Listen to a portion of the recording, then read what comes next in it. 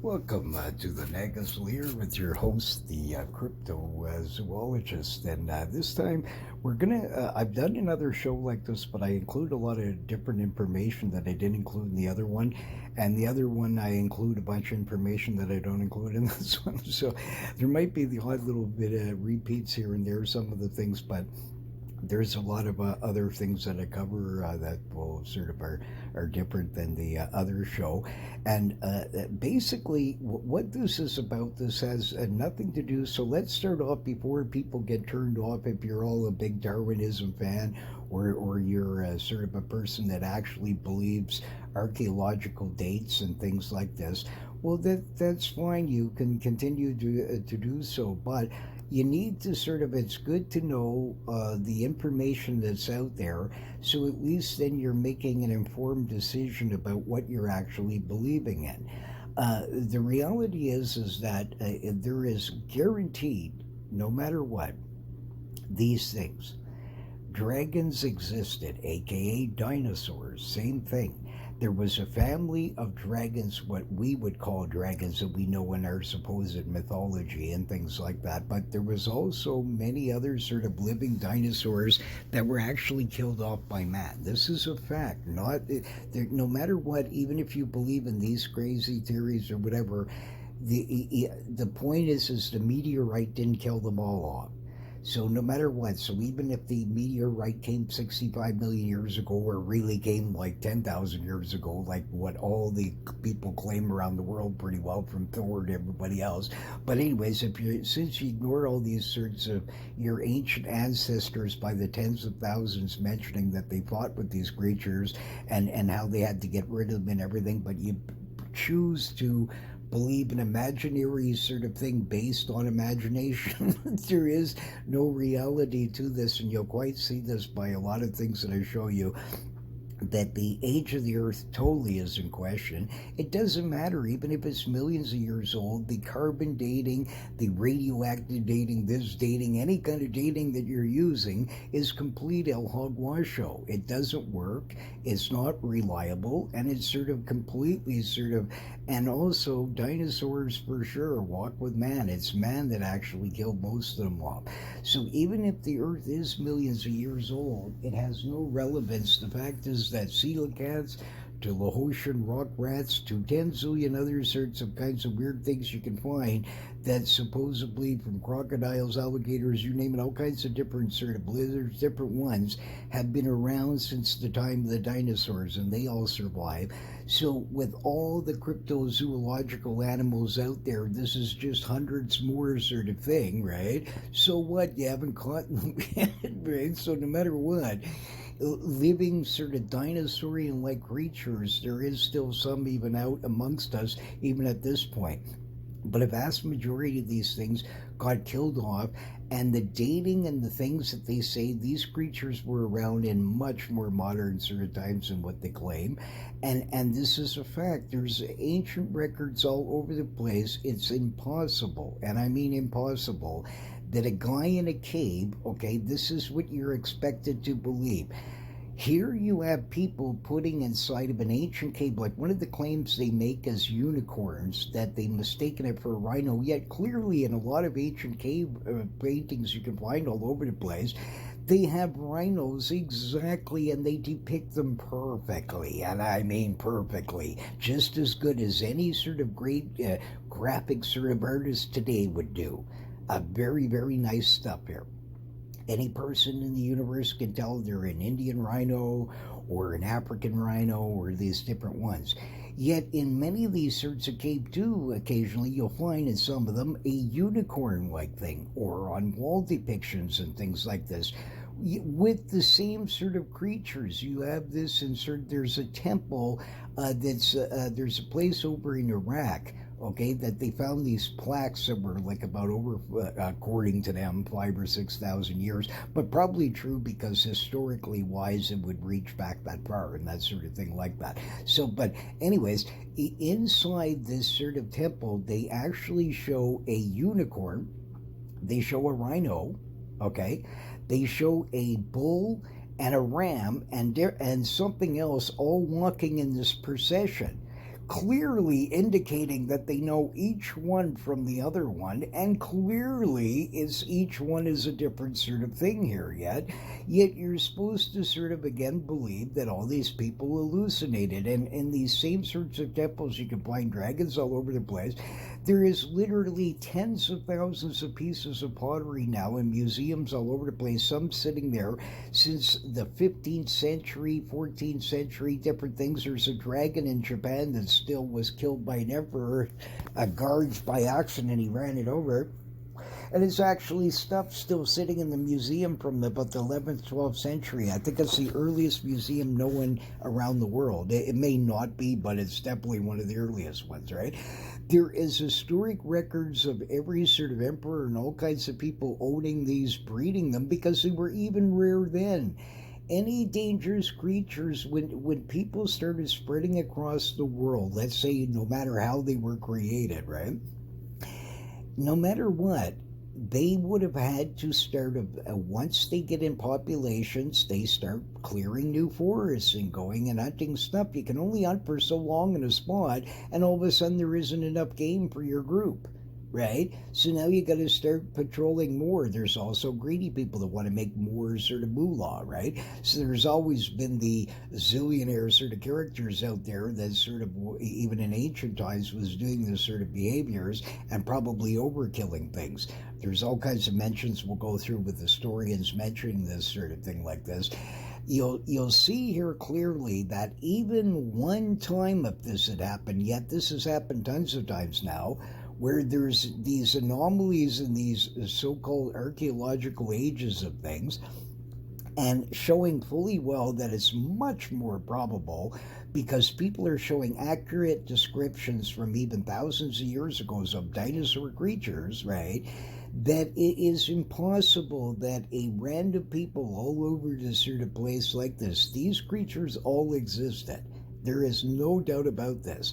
And dinosaurs and dragons, besides the little dragon-like sort of family where the guy's a little flying sort of dragon, apparently one could even shoot flames, but let's say even at that, if it was sparks really that went out of its mouth from some kind of bacteria or something or whatever, and it looked like flames, even if it couldn't actually do this behavior, some kind of flying-like reptile that sort of had some kind of weird illusion like this existed at one point. They were some of the earliest to sort of go. The giant ones, the same thing. The earliest historians mention them only for a very short period of time. There was all kinds of living dinosaurs still amongst us as humans that mostly killed them, not your meteorite thing. So even if you want to believe that the Earth is trillions of years old or whatever you want to believe, it has no relevance to whether or not you're only fighting for one theory that a silly meteorite somehow hit the thing, conveniently only killed dinosaurs but left all the other creatures to live. This is complete hog el washio sort of stuff here, right? And we're going to go all through this, but I'll show you all kinds of anomalies and different things. And again, this has nothing to do with sort of biblical things. It has nothing to do with these sorts of things. I'm just here to show you historically that I'm not going to call my ancient ancestors for thousands of years in Scotland and all over this sort of place like this, you know, Ireland and through Europe and different ones like this, and all these ancient people that say that they fought with them. Towns were commemorated on because they killed the thing in the spot when they were looking for new places to live. They actually run across one, kill the damn thing. They decide to make the town there, and they make a plaque in the 16th century that's still on the ground there, telling about how they killed this sort of tatzelworm-like sort of monster, right? So, sort of thing, and he was a dragon of some sort. All these sorts of ancient sort of things that you think is fairy tales, just like I show you in my giant shows, it's not fairy tales. There was gigantic people around at one point. And I mean some real monsters. There's footprints all over the world that are not done by natural erosion. They fully clearly show that gigantic people. So all these sort of biblical things to everything else that you see of ancient manuscripts, when they tell you these things, they're telling you the truth, because this is the way that it is. You don't find anything through ancient history of any of this sort of stuff. This is all made up in modern sort of things. In ancient times, nobody questioned any of these sorts of things. they all sort of fully agreed right across the board. Yeah, there's dragons are here, or this or that, and they put them on maps. They did everything like this.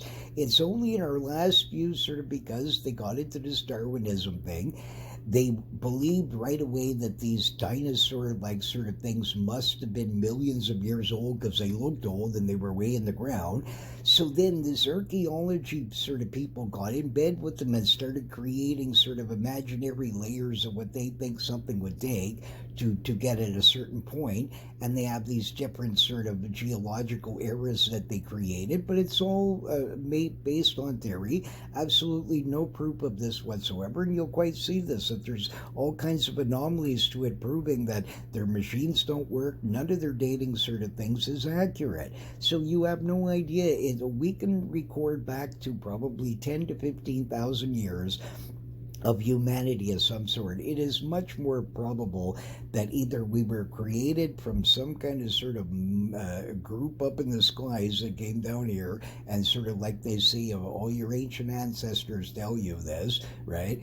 It's much more probable that, or some kind of godlike thing, as they say, whatever the case might be, or any kind of wacky theory is probably better than these ones, because to deny your ancestors and think that every single time they imagined somehow they found a piece of fossil in a cave and they went ooh ooh ooh and was able to perfectly draw out a brontosaurus or all kinds of ones like this, right? This is complete gobbledygook and foolishness, only because you simply believe in the dating methods of the earth. These things are impossible to date. They don't, none of this sort of stuff could tell this, because things break down at all different sorts of matters and levels, depending on humidity to 5 million sorts of things like this, erosion, natural erosion, all kinds of different things, and there's no possible way of knowing. This is all sort of just an imaginary sort of thing. But the two went to get together in bed because they each one makes each other sound better and more realistic, right? And this sort of thing.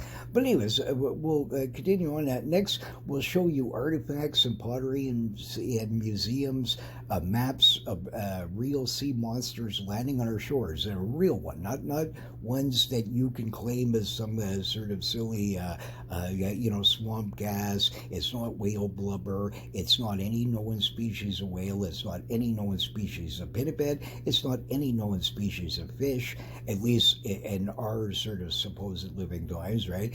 It's no sort of marine. It's not a turtle. It's not anything. I'll show you a real sea monster. I cover it, one of the other sort of thing.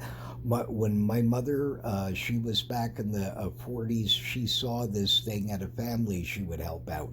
And she told me about it when I was a tiny little boy. She said, I wish I could get you the great pictures. So she contacted them. They actually got some guy to sort of copy this somehow, and they sent it to me. And I had it for ages, and it got destroyed in this sort of flood. And I was all upset. It took me ages to find sort of this one again. Sort of by luck, I actually found it again. But the thing is that that I've been fascinated by this sort of a photograph that showed up in this creature in the 1800s. It, besides the Tukalutla beast, this is the most conclusive, and I mean this was even more so. At least I can see some lunatic trying to pull off a fake thing with the Tukalutla one, because you don't see the horn on it anymore and stuff like this. So now you can imagine it was a whale or a whale fart or these sorts of things. But in this case, this creature is so clear. His eyeballs fully still intact. All the dragon scales are on it. He has a giant sort of back fins, completely different than a sort of typical whale's area would be, sort of anything like this, and the front fin is in perfect meticulous sort of shape. There might have been a center one somewhere, but the back fins look like it's around the anal sort of area probably, and stuff like that, but we'll cover that in a bit. And the bottom line is, no matter what, the real truth is that even if the Earth is billions of years old, okay, the things that you use cannot really date this, so you cannot prove really that it's that old. But Even if it is, it still has no relevance to the fact that dinosaurs did survive many, many, many sorts of them. Okay, everybody from Percy Fawcett seeing Diplodocus's when he was out in South America to ancient early maps will show you and all kinds of stuff depicting these things. So it's just foolishness. You've always sort of been taught sort of that because a professor learned his thing from the previous professor, and they change these sort of findings every year.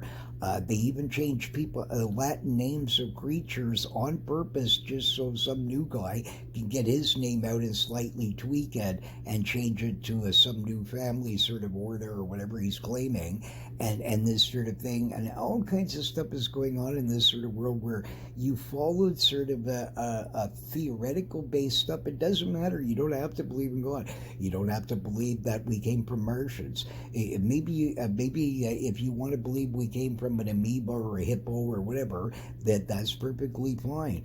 It also is perfectly fine that you can believe that the Earth is millions of years old.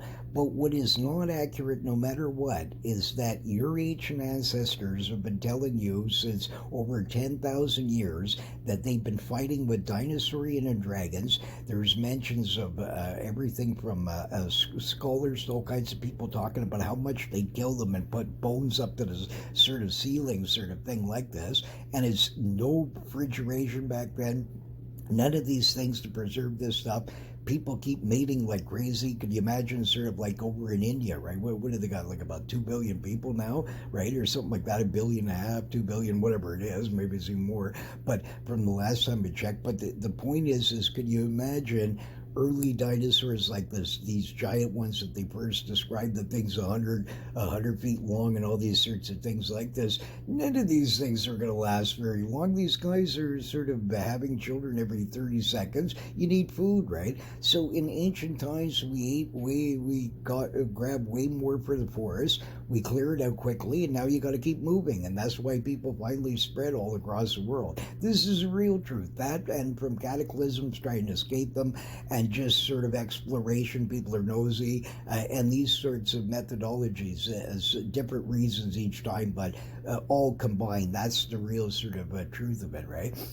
The same thing when Darwinism started this stuff, they said that man first must have showed up on the scene about 100,000 years ago. Now it's 25 million. I watched this ridiculous imagination of a bunch of true glows probably smoking in a room somewhere, some wild Maui Wowie or something like that, and they probably started dreaming up this sort of wackiness. But now we're 25 million years old, and instantly this chimp man appeared in the cave, and he went ooh ooh ooh like this, and then they have this whole 2-hour video showing how we started progressing and learned how to first scratch our chin and our boys and this sort of stuff. Right? Like, I mean, absolutely the most ridiculous sort of stuff you've ever sort of. But anyways, we'll continue on. Humans have always been intelligent from day one.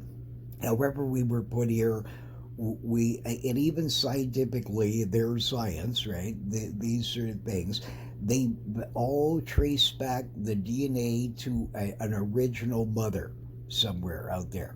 So no matter what, then this means that this original mother, if you believe she developed from a hippo, instantly she just appeared and she was perfect as a normal mother with all these new sort of parts and stuff. Right? Like, I mean, come on, seriously, people that you know what I mean, where you're up a bit more intellectual and stuff.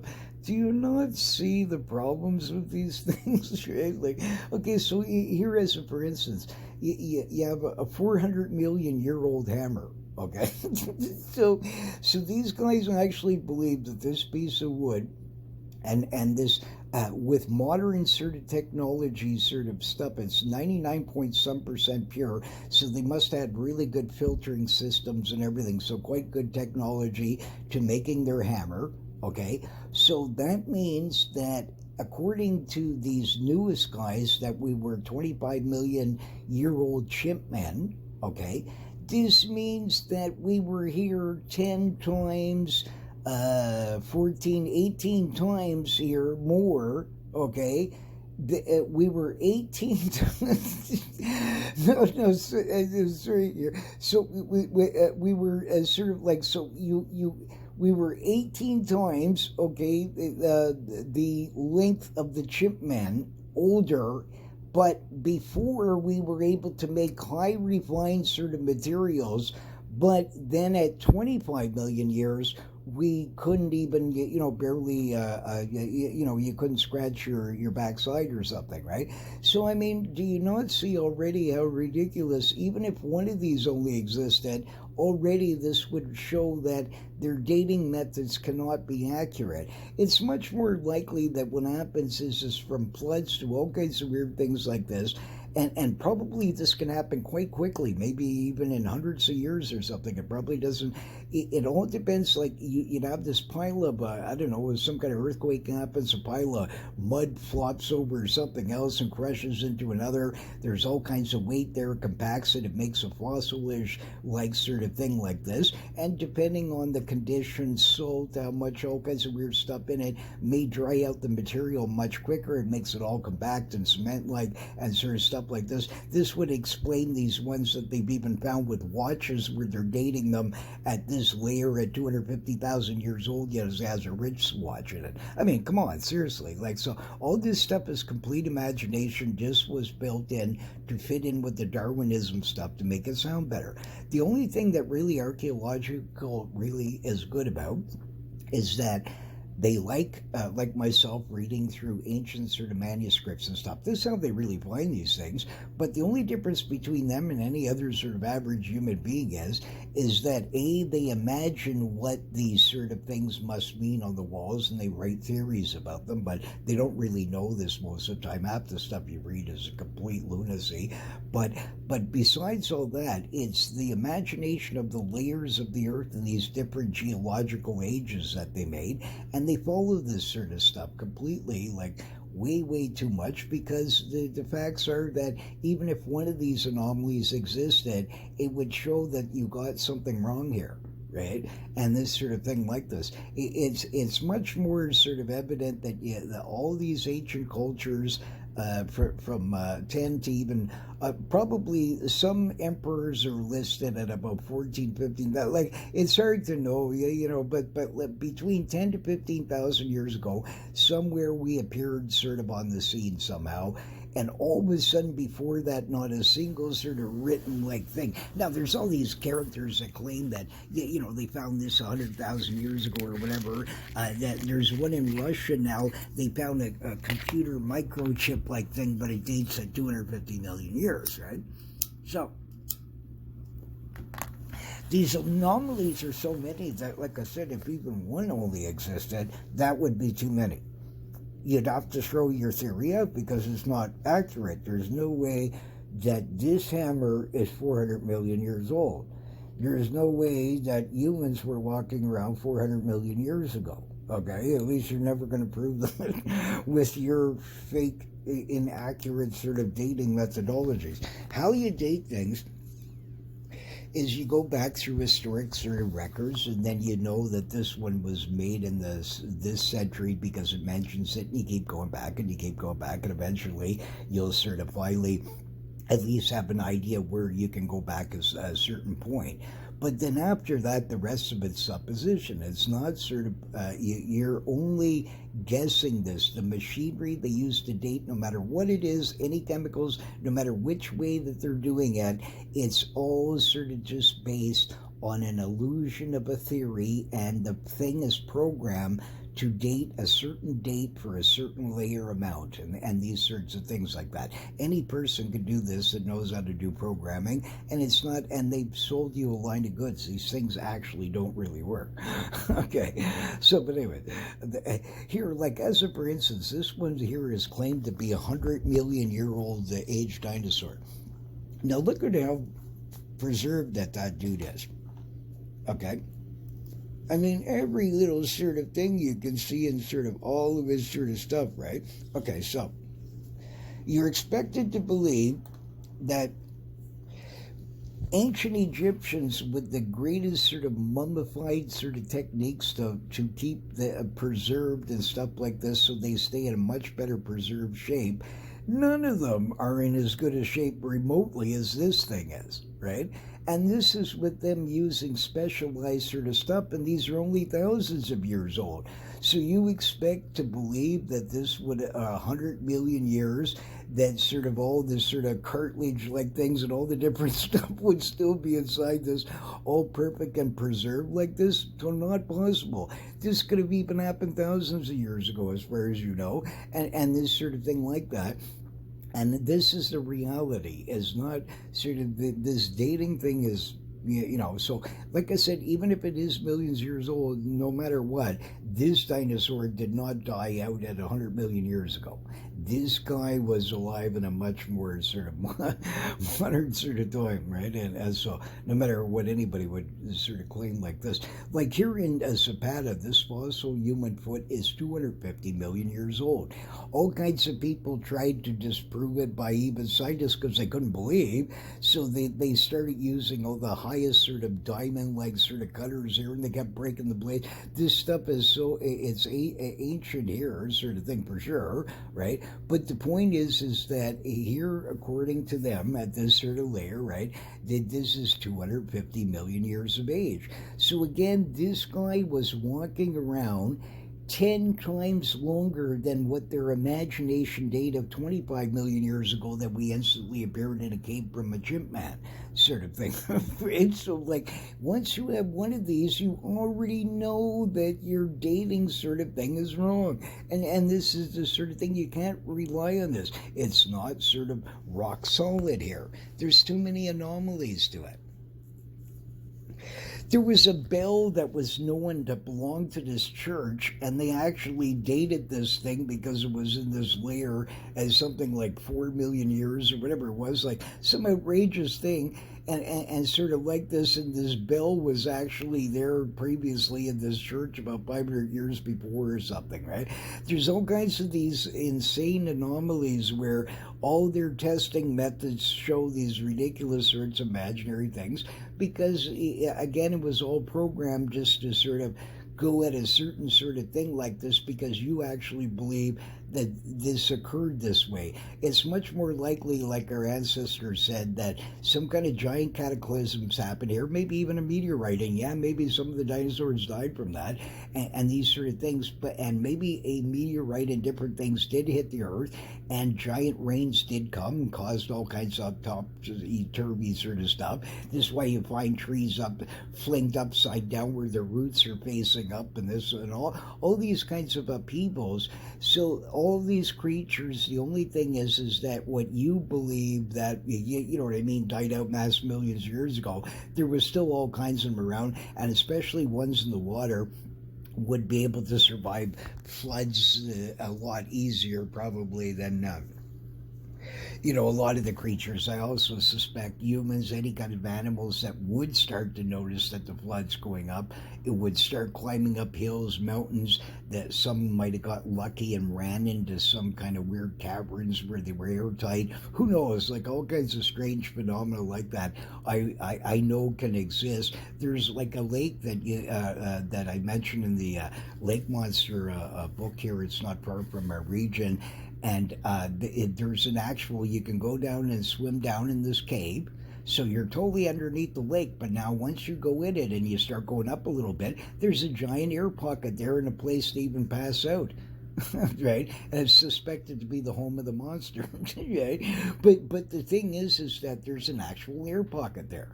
So this sort of thing. So even though you're under the lake, you're still alive and up and sort of thing like this. So it's much more feasible. This is how all this topsy-turvy stuff occurred. This is why we have all these fossils quickly buried like that.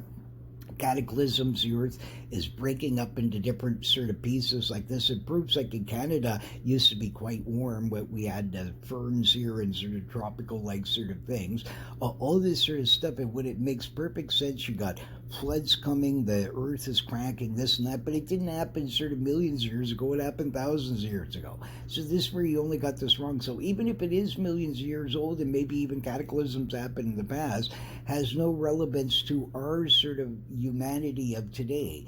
We can only go back to about 10 to 15,000 years, sort of thing like this. Then you had this flood, numbers of low people again, sort of thing. So even if it had previously occurred, and they're right that the Earth is millions of years, no matter what, humans did walk with dinosaur-like sort of things like that. From back in this, they weren't mythology. This is like they were there.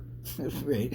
There's evidence all over for this sort of stuff that, how people keep denying this is bizarre. Like in the Kuting Mountains in Turkmenistan, human prints were found with dinosaurs. This guy they brought, the scientist Bushev, he tried to explain everything that it must have been fruit juice gas from outer space that landed on it. Because it couldn't be. Like, how could it possibly be? How could humans be walking with dinosaurs, right? Like, because again, you were pitched this foolishness. I mean, again, coelacanth, all kinds of things. There's things out there that are ancient that lived through this thing. So why couldn't hundreds of other sorts, maybe even thousands, did in the earliest times? Let's say there was, I don't know, 2 million dinosaurs at one point, but most of them died out like they claimed. So even if you wanted to believe in your imaginary meteorite theory from 60 million years ago, so let's say 60 million years ago, a bunch of them died out. But somehow, like many other animals, they sort of either slightly change a little bit in their environments, got a bigger lizard, smaller lizard, one has flapping wings, one does this, one does that, but it's still a lizard. I'm never going to believe ever that a lizard could turn into a hippo. But anyways, but there is sort of evolution, and this is why dogs or any sort of creature, that's why there's, but like this, but you're never going to see a dog turn into a chimpanzee, right? And this is where that parts of the evolution thing is completely wrong, right? But like here, anyways, here's some more of the Biloxi tracks and this sort of thing like this. There's so much of this stuff that's mind-boggling that like here, this one here was found in a Triassic layer, but it still has like the lines of the soul. So this guy was pretty smart back in the Triassic area. He was walking around with sort of Nike-like shoes there, maybe some early sort of forerunners of sort of our running shoes of today sort of things, right? Who knows? He might have been bolting on down like Hussein there or something like that, as sort of an early jogger sort of guy. But the point is how sort of like you can see that these anomalies exist all over the place, right? So, like, I mean, would it not be just sort of like to say, well, wow, maybe I've been trained by characters out there to think this stuff is imagination, that dragons didn't exist and dinosaurs, all that, these kind of weird stuff, and maybe we're wrong. Maybe the Earth isn't mass millions of years old, like sort of thing like this, and that, or even if it is, that for sure a lot more dinosaurs made it to sort of modern times than what people think is actually humans that killed most of them, and sort of thing like that, and also, like I said, floods and these different things would have occurred, right? Here, like as for instance, this here a Triceratops is dated at 33,500 years of age. Okay, along with massive amounts of other examples, everybody from Mary Schweitzer fighting blood and all kinds of stuff like this. We cover a few of these here, but the thing is that either you're going to have to do two things. You're claiming that all your scientific stuff keeps studying this, and this is the age that it gets. All kinds of people tried this, and this is the age that they get. Okay, so either two things are here. Again, that you were completely wrong, that many sorts of dinosaurs and that these ancient depictions that they show on the walls all over the place are actually telling you the truth, right? So you're going to have to rewrite your sort of whole theories based on the reality is that, yes, many more species of dinosaurs actually existed up into modern times, and we were a bit wrong and a bit harsh on the natives, and we're sorry and stuff like this, but we're pretty sure the Earth is still millions of years old. Like, you can sort of go around this, but stop lying to people and sort of make, because you can't, either you're going to have to rewrite your sort of things here, because now you can't say that this dinosaur died out with your imaginary meteorite theory 65 million years ago, right? Sort of thing. You can't say that because now this guy here proves to you that this, according to your things that you're claiming is accurate to date everything, this is 33,500 years of age. I don't believe that at all. This thing, I bet you, is only thousands of years old. But anyways, well, whatever the case, like I said, I don't believe in these dating sort of methods at all. They're completely based, from what I've ever read of every single sort of thing about them, it's all based on theory and machinery programmed to calculate on the base theory sort of thing. Like, here, scientists reported at the Imperial College in London that they have discovered soft tissue and red blood cells in a dinosaur claw dating back, by their dating methods again, okay, 75 million years of age. So like, I don't know about you, but I mean, if you really believe that there is gazillions of tons of bacteria in levels of Earth, even in hard soil way down below, there's some kinds of, all kinds of bacteria, different sorts of things like this, right? So blood, collagen, these sorts of things like this, sort of all break down extremely sort of fast. So if you actually believe that this thing is 75 million years old and that he has soft tissue still in it, I mean, seriously, you really, I can't help you. Right? Because it's not possible. Not possible. You see already bones that are not even hundreds of years old. The things are all eaten away, just buried in the ground, just exactly like a fossil-like thing would be, right? And this sort of stuff like this.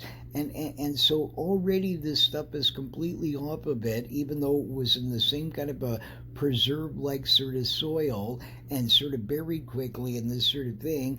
It's still all gone. Right.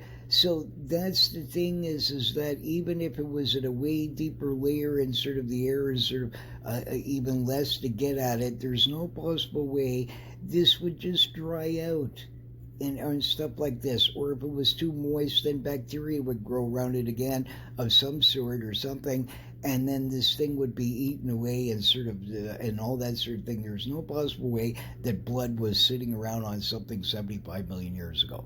So you have to sort of, like, either you can't go on both sides and claim that this is all correct, yet then reject your own sort of findings, right?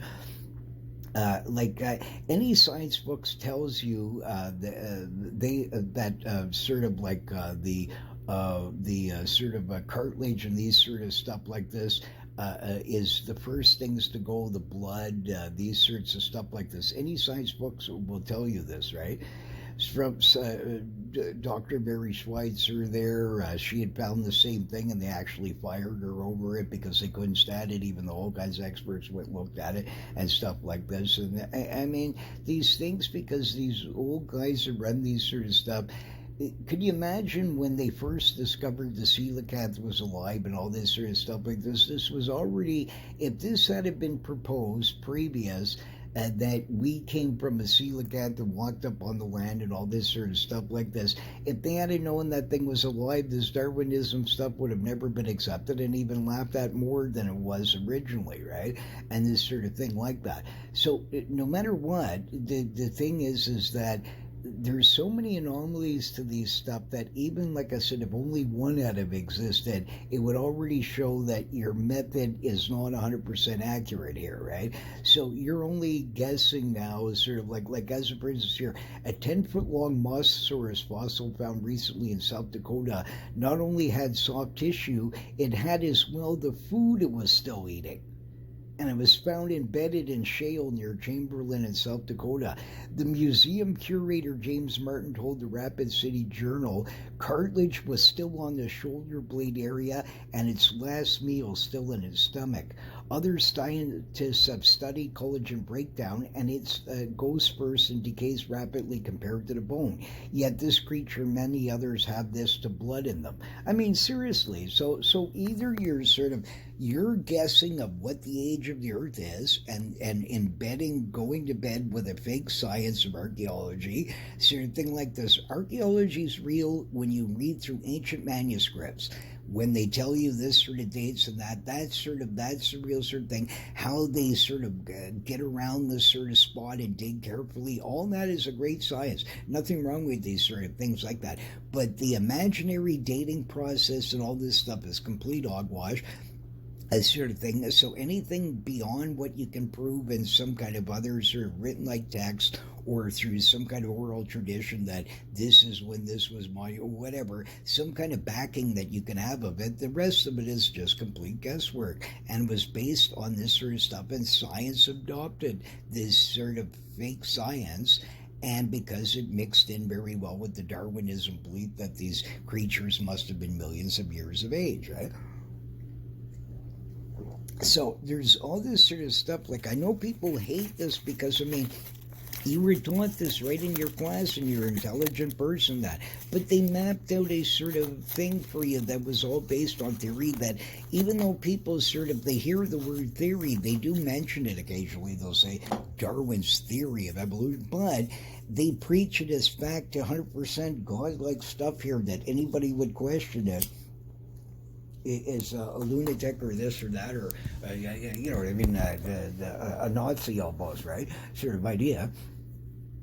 But the reality is that there's thousands upon scientists and people with all kinds of degrees out there that fully disagree with the age of the Earth, disagree that that dinosaurs didn't walk with man, sort of thing like this. They know that they did through historical sort of, and all kinds of stuff. People with high IQs on paper that can certainly match any of these other scientific sort of things, and they have a lot more evidence going for them, because in this way you have tens of thousands upon zillions of references all over the place, ancient cave ware, thousands of pieces of pottery, and all kinds of stuff depicting these sorts of things.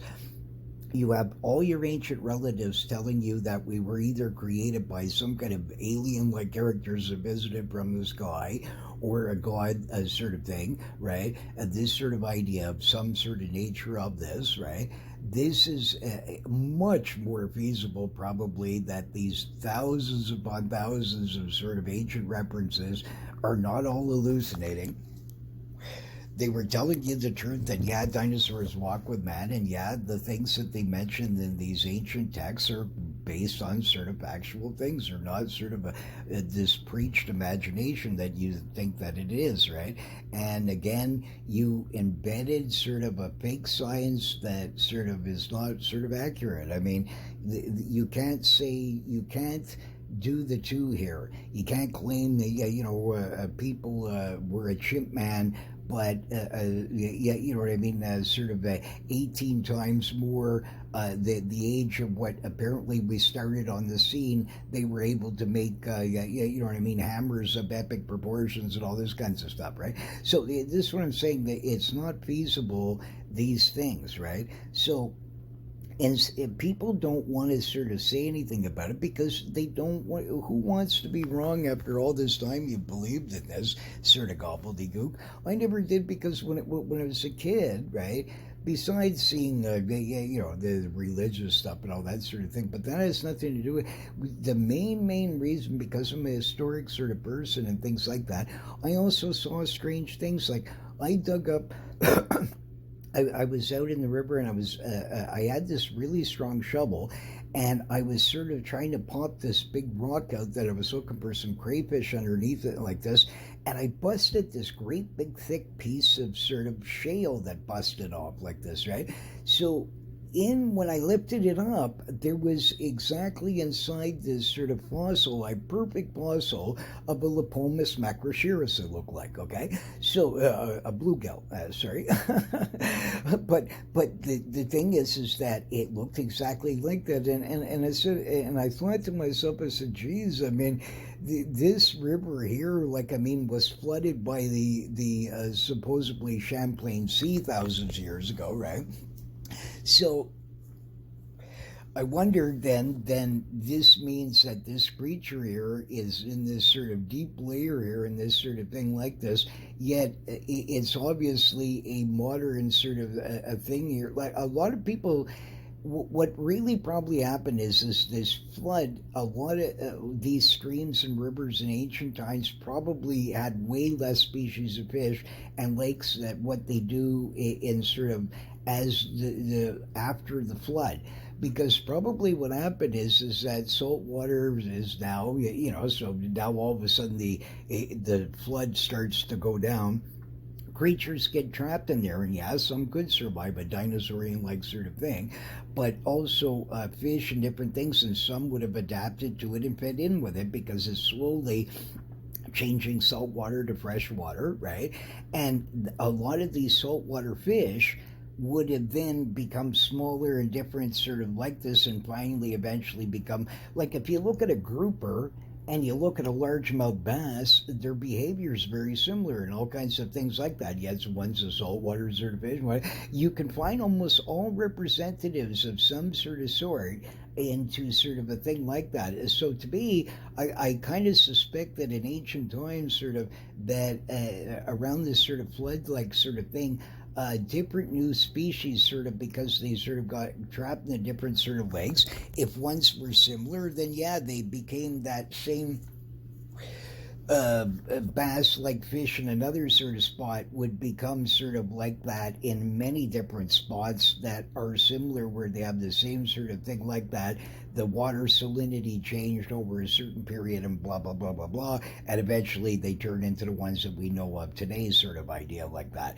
That's real evolution, where probably these sorts of things have occurred, and that's why we have many new kinds of species. And of course, just like occasionally, like out of anything, a human, occasionally, once in a while, the guy's got an extra nose or this or that. So you're going to have sort of, and if they have the same sort of genetic thing, then they might start passing it on and eventually look slightly different. Like there's native tribes where they only have 4 toes or things like that. So you would have all these sorts of things like that. But even that, according in their sort of dating like thing, I don't remember how many inches, but it was a great big sort of, it was quite deep in the sort of ground. And according back to them, which is very different than what they're saying now, was way less of ages. But whatever it was, it would have been like millions of years here. And I knew then there was something weird here. I mean, because this sunfish, I doubt, was around millions of years ago in that sort of stream when there was an ocean, sort of the Champlain Sea covering over it at one point, right? And this sort of thing like that, it's much more likely a flood-like sort of thing. But just even myself, I found that one fossil and stuff like that, and I've seen others sort of where people have chipped like at a rock, and you can see part of. I was at this fossil park where you saw all these kinds of weird fossils and stuff, but very interesting anyways. But I mean, to me, again, I believe this was actually caused by cataclysms and floods. Maybe not just one major flood, maybe several of them, maybe several cataclysms and different things. That's why you find some that look older than others, because ancient older people were killing them, or they died in a previous sort of flood or whatever, this sort of scenario like that. But for sure, at least one major sort of flood existed, and this is what caused this sort of rapid sort of, you got this quick burial. This is all this decaying matter starts breaking down, turns into the oil, okay? All that sort of stuff like that, everything, it would make much more sense, and it happened quite rapidly, sort of much faster than what they're claiming of these mass millions of years and that sort of thing like this. Here on, for instance, I met this fellow, I started chatting with him, and he comes from the Isle of Carolina.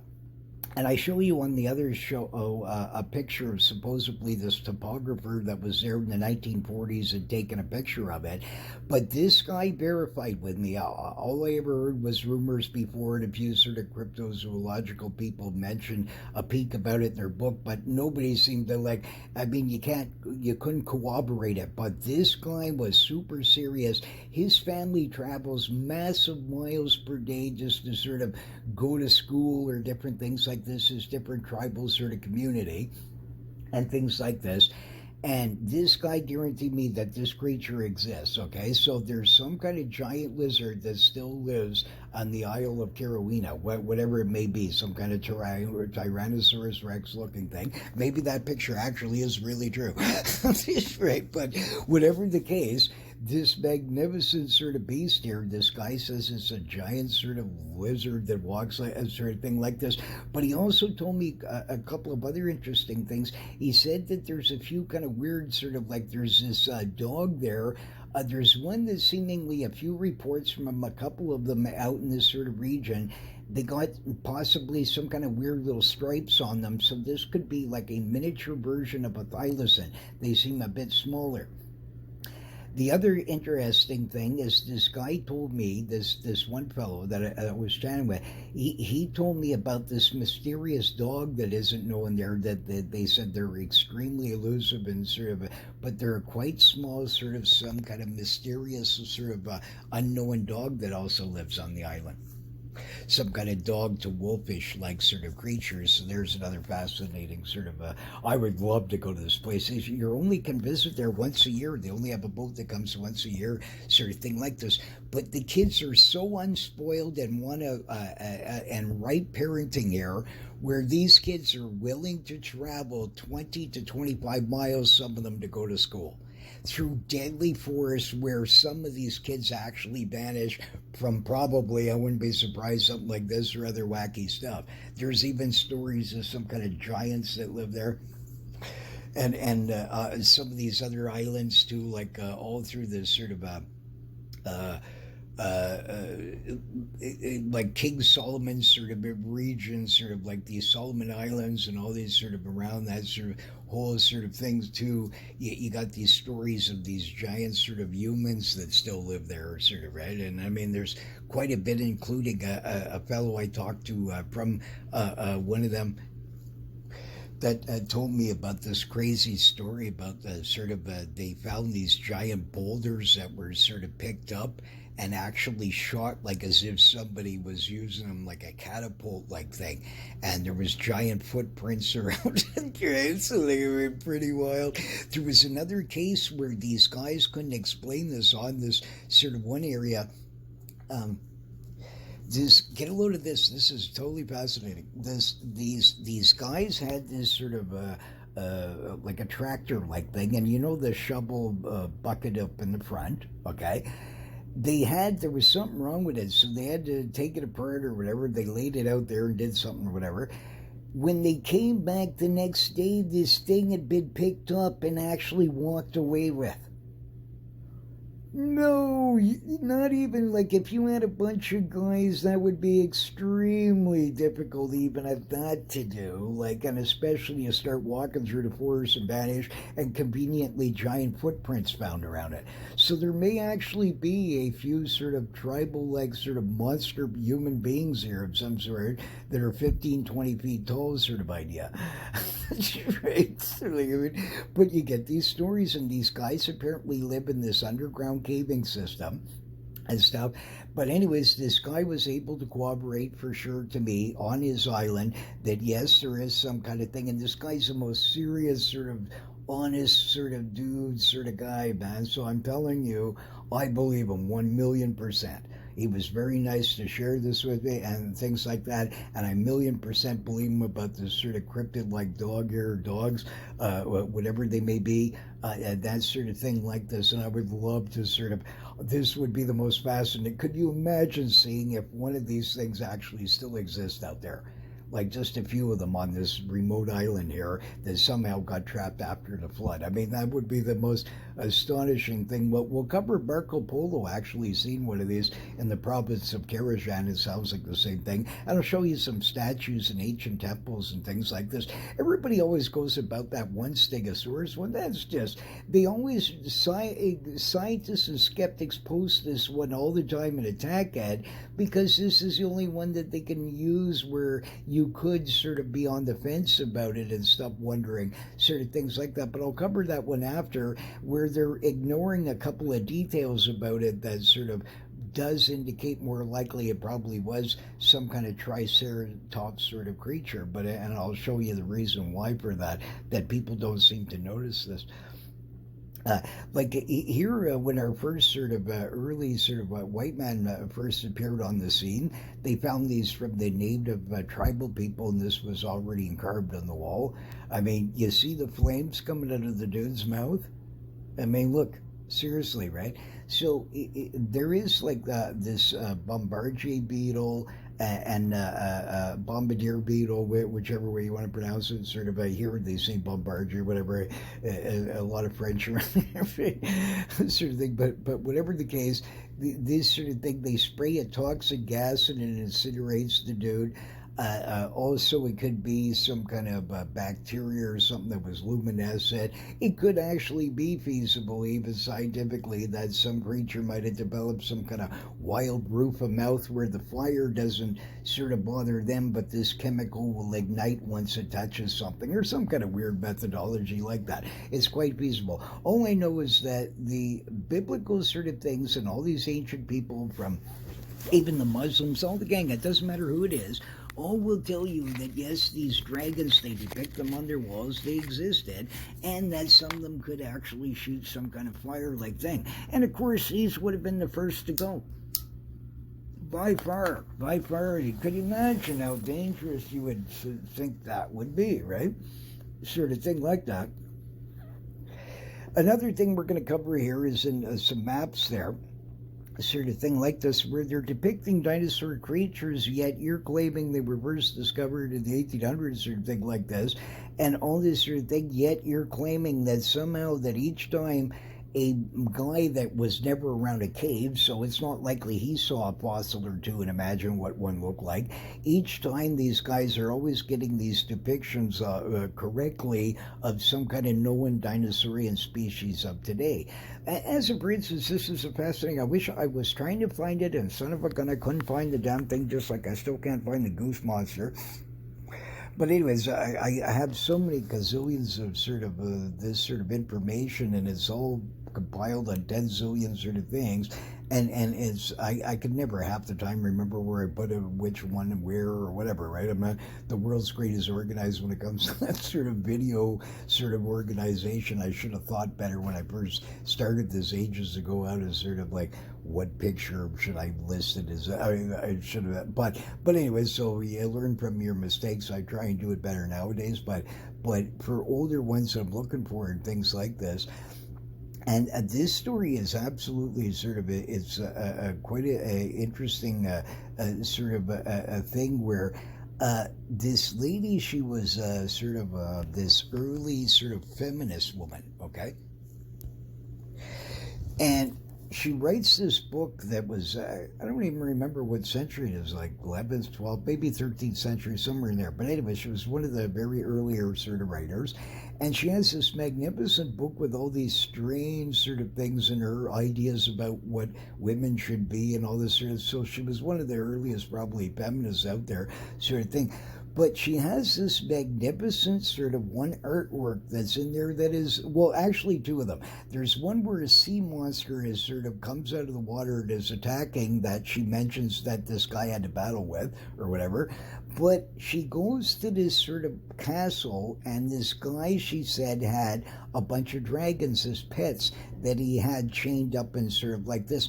So it shows them almost like Game of Thrones, like a cave-like thing where each one is chained in there by some kind of chain and sort of stuff like this. But now here's the interesting things, and she calls them all dragons, and this is what I'm saying, okay? The first one is exactly like what you would depict a normal Chinese, like sort of dragon, or our native, some of the natives here, sort of depict them sort of dragonish, like that sort of family of these serpenty ones. But then in the same depiction, she has one that looks like some kind of sort of sauropod dinosaur, and the other one looks identical to a triceratops, okay? One of the ancient relatives from Ireland, this guy in a swamp in the Ireland, tells you about this three-pronged sort of monster that he had to fight with. He describes his sort of tail having this sort of things on it, and the whole exact do. I mean, 1,000,000%, it's a triceratops, and as I already showed you, one was dated at 33,000 years. So according to these scientist guys, our chipmen started 25 million years ago. So yes, our ancient ancestors were fighting with sort of these living sort of dinosaurs, and yes, a lot of them of different sorts did sort of make it to more modern times, right? Like, I mean, there's no way that these. How is some lady? What is this, 6, 7, 800 years before the knowing of the first dinosaur, and yet she depicts them perfectly all in this sort of thing like this? Come on, I mean, seriously, there's tons of these all over the place. I'll show you that it's not feasible. Even if you found only one of these, it should be enough to show that at least that particular species, it actually existed with mankind, because you can't say that somebody found a piece of fossil or two. In fact, there was a bunch of they're archaeological sort of people. They're fully Darwinism right up the yin yang. You couldn't get any more Darwinism people than this. And these people that studied these Native Americans and things like this, they wanted to see if somehow this is how they were making such perfect depictions of so-called extinct dinosaurs, that they actually, after going through all this stuff, they said, no, we couldn't find a shred of evidence of this whatsoever. It's much more likely you'd think that maybe some of these dinosaurs made it to that point. And that's what their conclusion was. And these are people that are fully into this, right? Sort of thing like this. Like here at this, a lot of people have tried to say this Geyser Rare Museum is sort of now, maybe some of them are sort of modern copies that are mixed in amongst them and things like that. But I can guarantee you this much, okay, that hundreds of years ago, before dinosaur, the word was even known, these things were already brought back and they were in museums from Spain. Okay, and so they were already in museums depicting these dinosaurs. So this is way before dinosaurs were known to exist. So you can't say that they were influenced somehow by Mutual of Omaha or something, right? Sort of idea, or National Geographic, right? So you couldn't say that. Yet they get these things depicted all over the place. Yeah, there's modern people because they haven't stopped making them for thousands of years. This culture. Right, so and they even tell you, these modern guys, that they sometimes try and reproduce older ones that they saw of older examples and things like that. But the thing is that they have thousands of pieces of them where they were tested by all kinds of skeptics and scientists, and because of their patina and the age of this sort of thing like this, they are dating them in 200 AD to 1000 AD or 3000 AD, all this kind of stuff, like in this sort of range, right? So this is way before. So it's you have over 10,000 pieces just of that one collection. Okay, now we're going to go here. Okay, so besides the massive amounts of thousands of sea captains to all kinds of people mentioned in their memoirs of sort of either running across some kind of dragon-like monster in the ocean, which is even way more probable, sort of thing like that, because again, they would be able to survive a flood much easier. I mean, if a creature sort of doesn't need, he can go up and sort of grasp air for a second, shoot down and spend hours down there. He pops his nose up again, even if it's 20-foot waves, he can probably get a grasp of air, right? And that sort of thing. And normally he's hunting below and the waves aren't going to bother him from there, probably, right? And this sort of thing like that. So it would be very feasible that they would have had no problem, a lot more of them surviving. And same with a lot of the bird species and stuff, they would have drifted on sort of, even if they got exhausted.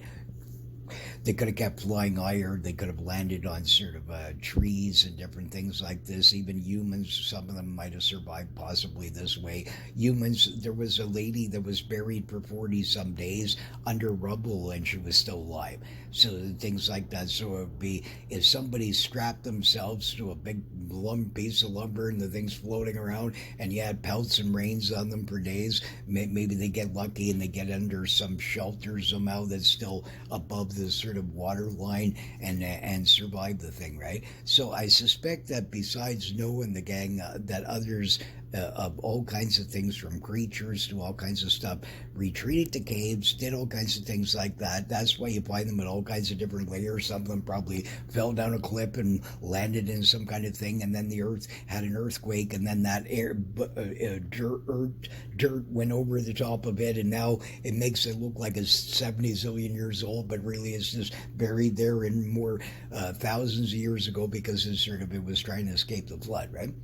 Sort of idea. But here you can see this ancient depiction of these Australians here, okay? And this was their chief. They actually, they did like what the Mokili Mbembe does, sort of thing like this, where the group, they put sort of spikes along the sort of water, trap the sort of beast, and they wanted to get their chief because this monster actually ate this sort of thing. Now look, this is 100% like a plesiosaur, or what you would call that sort of thing, or one very close to it, right?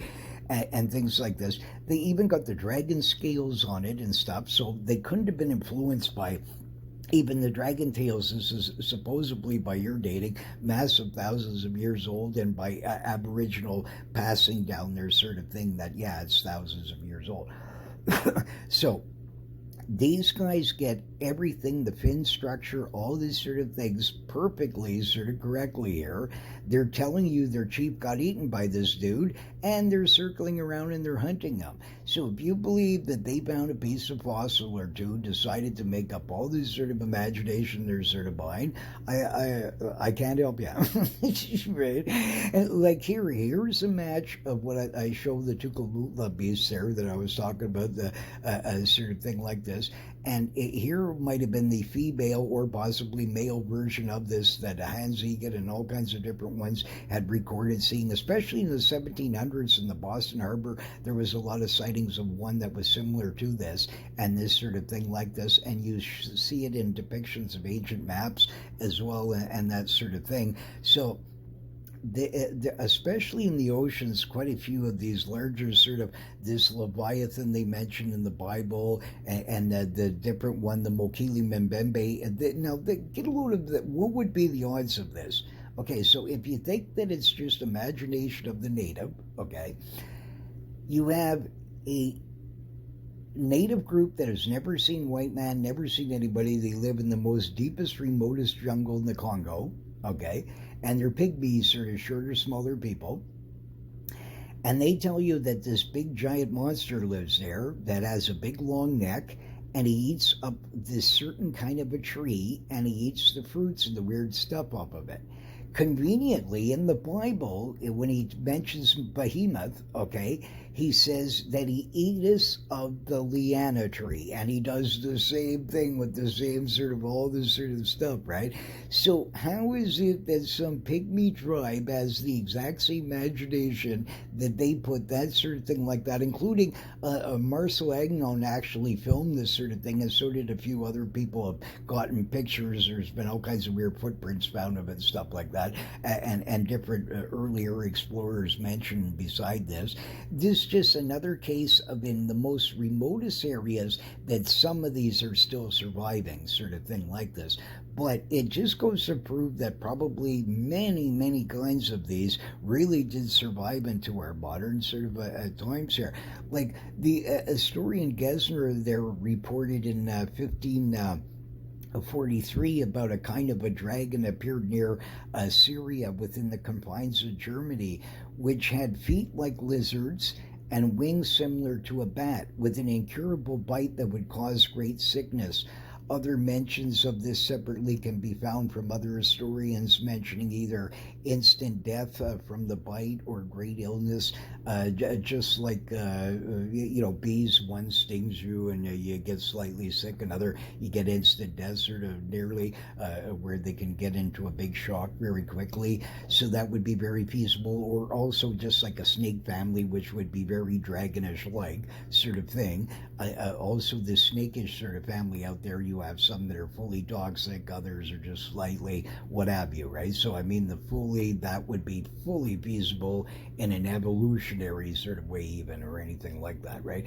The Italian historian Aldrovandus also said he had received in the year 1531 a dried dragon, and he noted the wings was small and not likely be able to fly, right?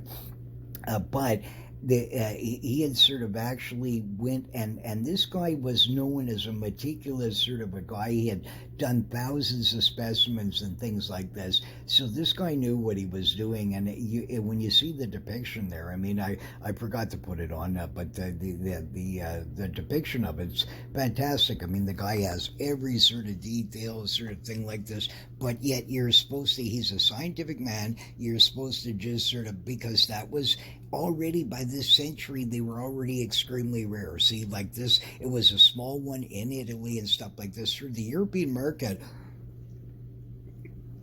most of these things were killed off way even earlier than that, in earlier sort of Roman times and stuff like that. The Romans talk about going into caves all the time and finding these lizards up to 30 feet long or so that they would battle with, and including one account that we talk about there where one was over 100 feet long, sort of thing like that, right?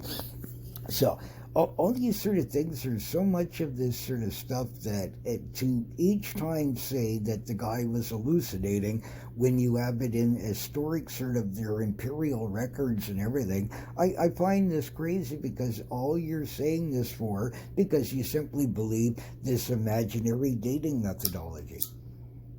Again, it doesn't matter if the Earth is millions of years old. It's still, there's all kinds of living dinosaurs now, so there could have been even hundreds to thousands of more examples out there that got hunted by man.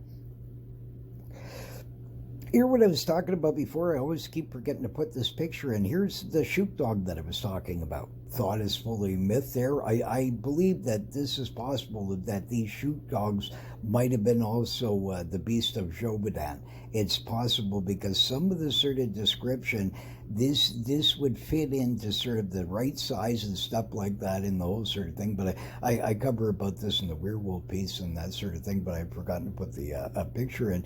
But a book written in August 1614 called The Generation of Serpents by John Trundle, he mentions in 1843 about winged serpents attacking people in France with a deadly bite, and describes dragons in many locations across the world, okay? I read this guy's personal diary, and out of all the things I've ever seen, this guy started shaking when he first mentions the word dragon, okay? So here it's in his personal diary. He's a Mormon monk, okay? He was the sort of minister like guy or whatever in his church, sort of thing like this. And in this sort of, I guess, near the ends of the Black Plague sort of time here, whenever sort of thing, probably some kinds of things were still going on with this sort of residual effect of this sort of sick illness out there. But whatever the case, this dragon actually decided to sort of push at the church doors that were open and sort of pushed its way through, and it was probably hungry of some sort, or no food, or maybe too many humans around, and one of the last probably dragons around, and actually that ever was in the sort of like English sort of thing here. But anyways, this guy, he describes, all of a sudden he says that he turned around. It's hard to get the description of how big this thing was, but it was able to kill sort of two people and attack them and sort of start, I guess, half eating them here, sort of idea from the way that he's trying to describe that. But basically this dragon busted in. He said that it had ferocious jaws with great big teeth and things like this, and it first attacked this one patron that was up in the front, grabs the guy, sort of starts biting into him, and he doesn't explain whether he actually ate him or not, because then he says then he reached over and grabbed the other one, he sort of misses out on a part there. But what I found interesting is that here he's talking about normal sort of stuff, and all of a sudden his writing starts becoming really sort of what crazy, because the guy was feeling bad about that his patrons actually got attacked by this sort of thing. That's extremely convincing to me. The same thing, because this guy, the same thing, another sort of a minister-like guy in the 15th century in this church, okay, had written this account about these devil dog that had busted in.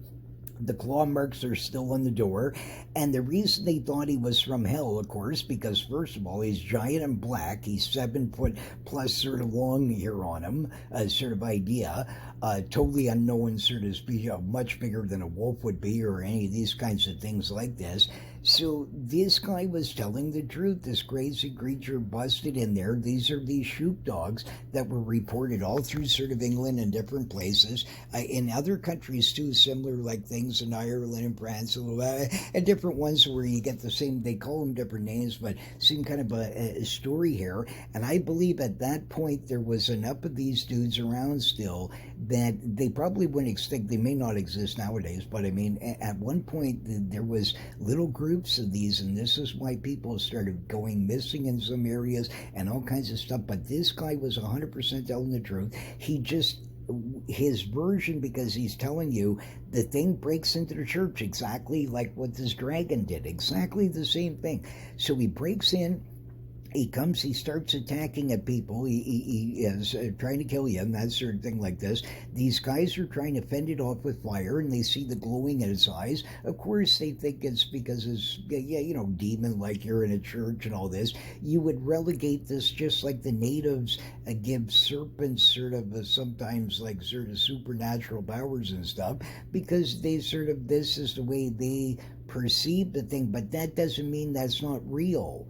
They still saw the creature no matter what. Their perception may be different. Maybe it is real. Maybe it isn't. I don't know. I couldn't tell you that. I can't prove those certain things. But I can tell you that Native people, just like this guy here, I don't believe people in their diaries. This guy's diary matches 1,000,000% of what they found on the church property, because he mentions that they buried the thing. They gave it a Christian burial. So this monster dog was found there.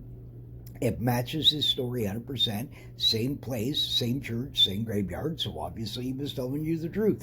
The thing was there. It went out and it was trying to kill people and this sort of thing like this. The same thing. I don't believe that this Mormon monk guy would have lied in his own sort of personal memoirs for this.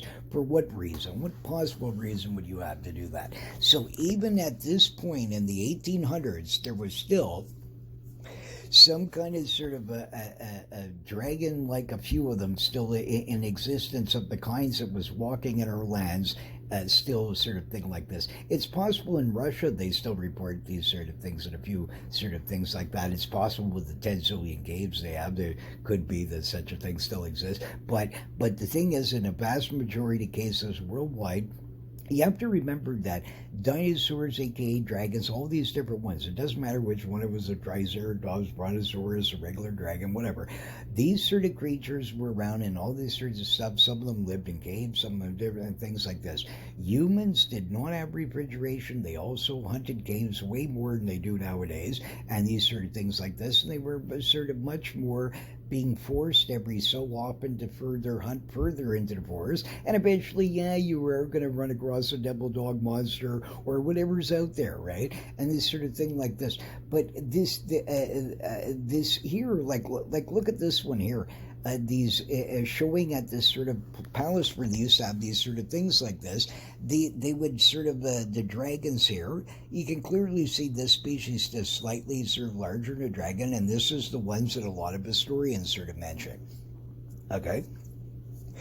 No, I mean, seriously, every time it's the same thing. So you're expected to believe that a native guy in some kind of place way down here in North America was able at the same time to imagine the same monster as some guy in a temple in India and then another guy over in Japan and all these places.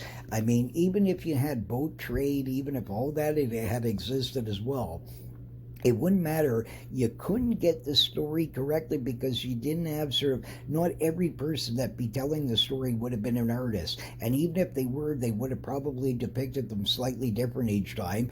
And so then your reference and influence on the next person would have been different. I mean, come on, seriously, you got to see the logic of this. There's no way your ancient ancestors put in Roman Colosseums where they mentioned that you're going to be fighting a dragon against, yeah, Hercule and all this sort of idea like this.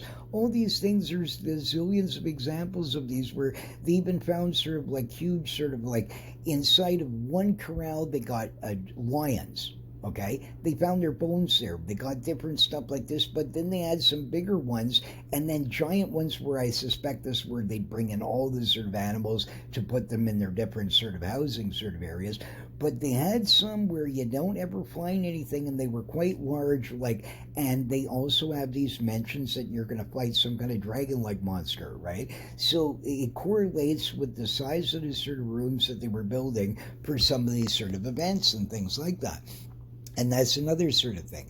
I mean, there's so much mention of this that how people could sort of deny this and say it's all sort of imagination is sort of crazy. Like, I mean, the history of four-footed beasts written in 1658 mentions about many kinds of dragons and even more about how some of our modern tales come about.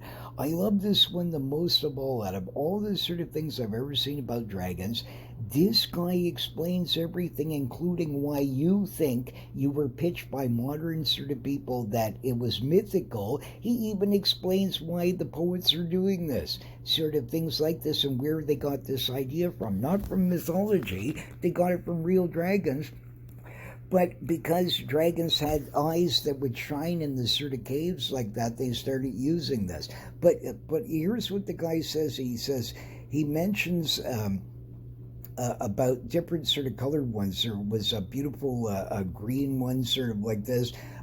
Different ones with 2 legs, 4 legs, ones with wings, ones with no legs and no wings, ones with like no legs and wings, right? So you had every sort of variety that's depicted on all these different ancient ones, right?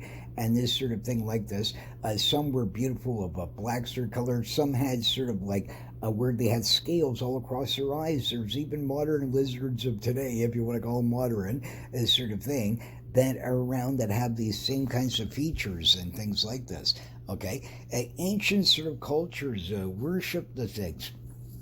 You can find dragon sort of statues that are thousands of years old, where these people were worshiping them, and they match even some of the sort of fossilized things that we found nowadays, and these sort of things like this. So this guy even tells you how many rows of teeth that they have, and the ones in India and Africa and Asia have huge mouths that can swallow a man, okay?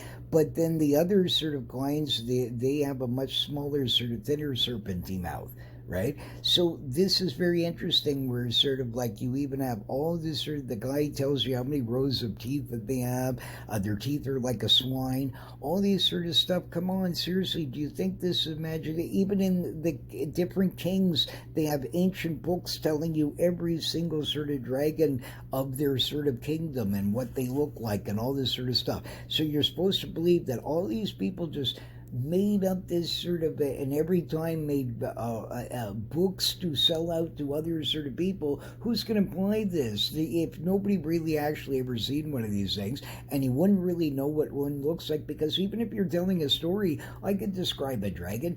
Yeah, a dragon, he's 20 feet long, he's got a sort of a pointed nose on him, he's got scales on him, and this one had a big horn out of his head, and he had a big sort of a spiky tail, right? every person's going to draw this sort of different each time and things like this. You're expected to believe this hocus pocus that conveniently a guy in an African cave draws the same monster as some guy in North America at supposedly around the same time. It's not feasible. It's much more feasible that all kinds of these sort of creatures actually existed amongst us and we wiped them out. We might not want to hear that, but we're actual terrible sort of, we've never taken care of our sort of properly. We pollute our earth.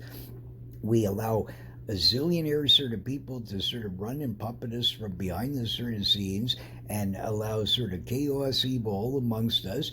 And we're greedy, and we've been doing these things since time began, as sort of all kinds of stuff like this, over hunting, over polluting, over everything, and these sort of things. This is how these animals sort of died out, not from sort of these imaginary sort of meteorite from 65 million years ago. It's not feasible. Like here in Los Lunas, Mexico, cave painting. I mean, look at this thing. I mean, seriously, that's extremely sort of, according to your records, it's thousands of years old, this ancient culture that did it, right? So, I mean, that's pretty dinosaurian, dragony looking sort of thing. Like, I mean, it's certainly none of the species that we have walking around now. Sort of thing like that, so. I mean, but here's one of the most convincing sort of thing is 16th century map from South America. Okay. This creature here up at the top is a sauropod dinosaur. I mean, seriously, that is a brontosaurus-y looking sort of dinosaur, right? Okay. Conveniently, these people are even. So think of the mathematical odds of that. First, now you got to expect that this guy made this very sort of accurate like sort of map here of sort of the South American sort of thing. And here he's got this sort of area where now you're expected that he imagined this sort of monster with this great big long neck here that conveniently matches our sort of one of these sauropod dinosaurs. Conveniently, it shows him being a vegetarian-like sort of thing because he's feeding off conveniently amongst a tree that would be similar, like a liana tree, where it would have some sort of fruits on it, possibly of some sort, and it's also extremely tall, and that's why this creature adapted this, because he fed off of the taller sort of trees that were sort of way up like this. And the same sort of thing. Now, interesting, here in the more jungly sort of part down below, you have a Tyrannosaurus Rex-like thing. You can clearly see his front here, exactly like what Marco Polo described in the province of Karajan, and this sort of thing like this. And the same with my buddy there from Kirawina, the same sort of thing here. So you got these sort of like depictions all over the place, yet you're sort of, this is massive hundreds of years here before, right? That this sort of, that the first known of a dinosaur thing like this, yet this guy is clearly depicting, so now you got to double the odds here. He gets a raptor sort of Tyrannosaurus Rexy sort of creature there of some sort, one of those sorts. He gets it correctly. He gets it in the sort of, probably in the terrain that it would use, sort of thing like this, and he's near his food supply of sort of ones like this that you would attack that would be herbivores and things like this, and conveniently they're beside sort of the food that they would require. Look at this thing, its even neck is all bent down where he's sort of cleaning himself, or possibly this is where they yanked the sort of food off of the tree and now they're eating it down at the bottom, whatever he's depicting there. But the bottom line is, anybody that claims that this was a moose or Godzilla, I mean, is really, you gotta stay off the pipe, man. This is reality. This guy in the friggin' 16th century was able to depict things that we supposedly didn't don't exist. Here, this temple, this abandoned temple that sadly got all smashed up and things like this. Again, you have 100% of Tyrannosaurus Rex or raptor-like sort of dinosaur here of one of the species.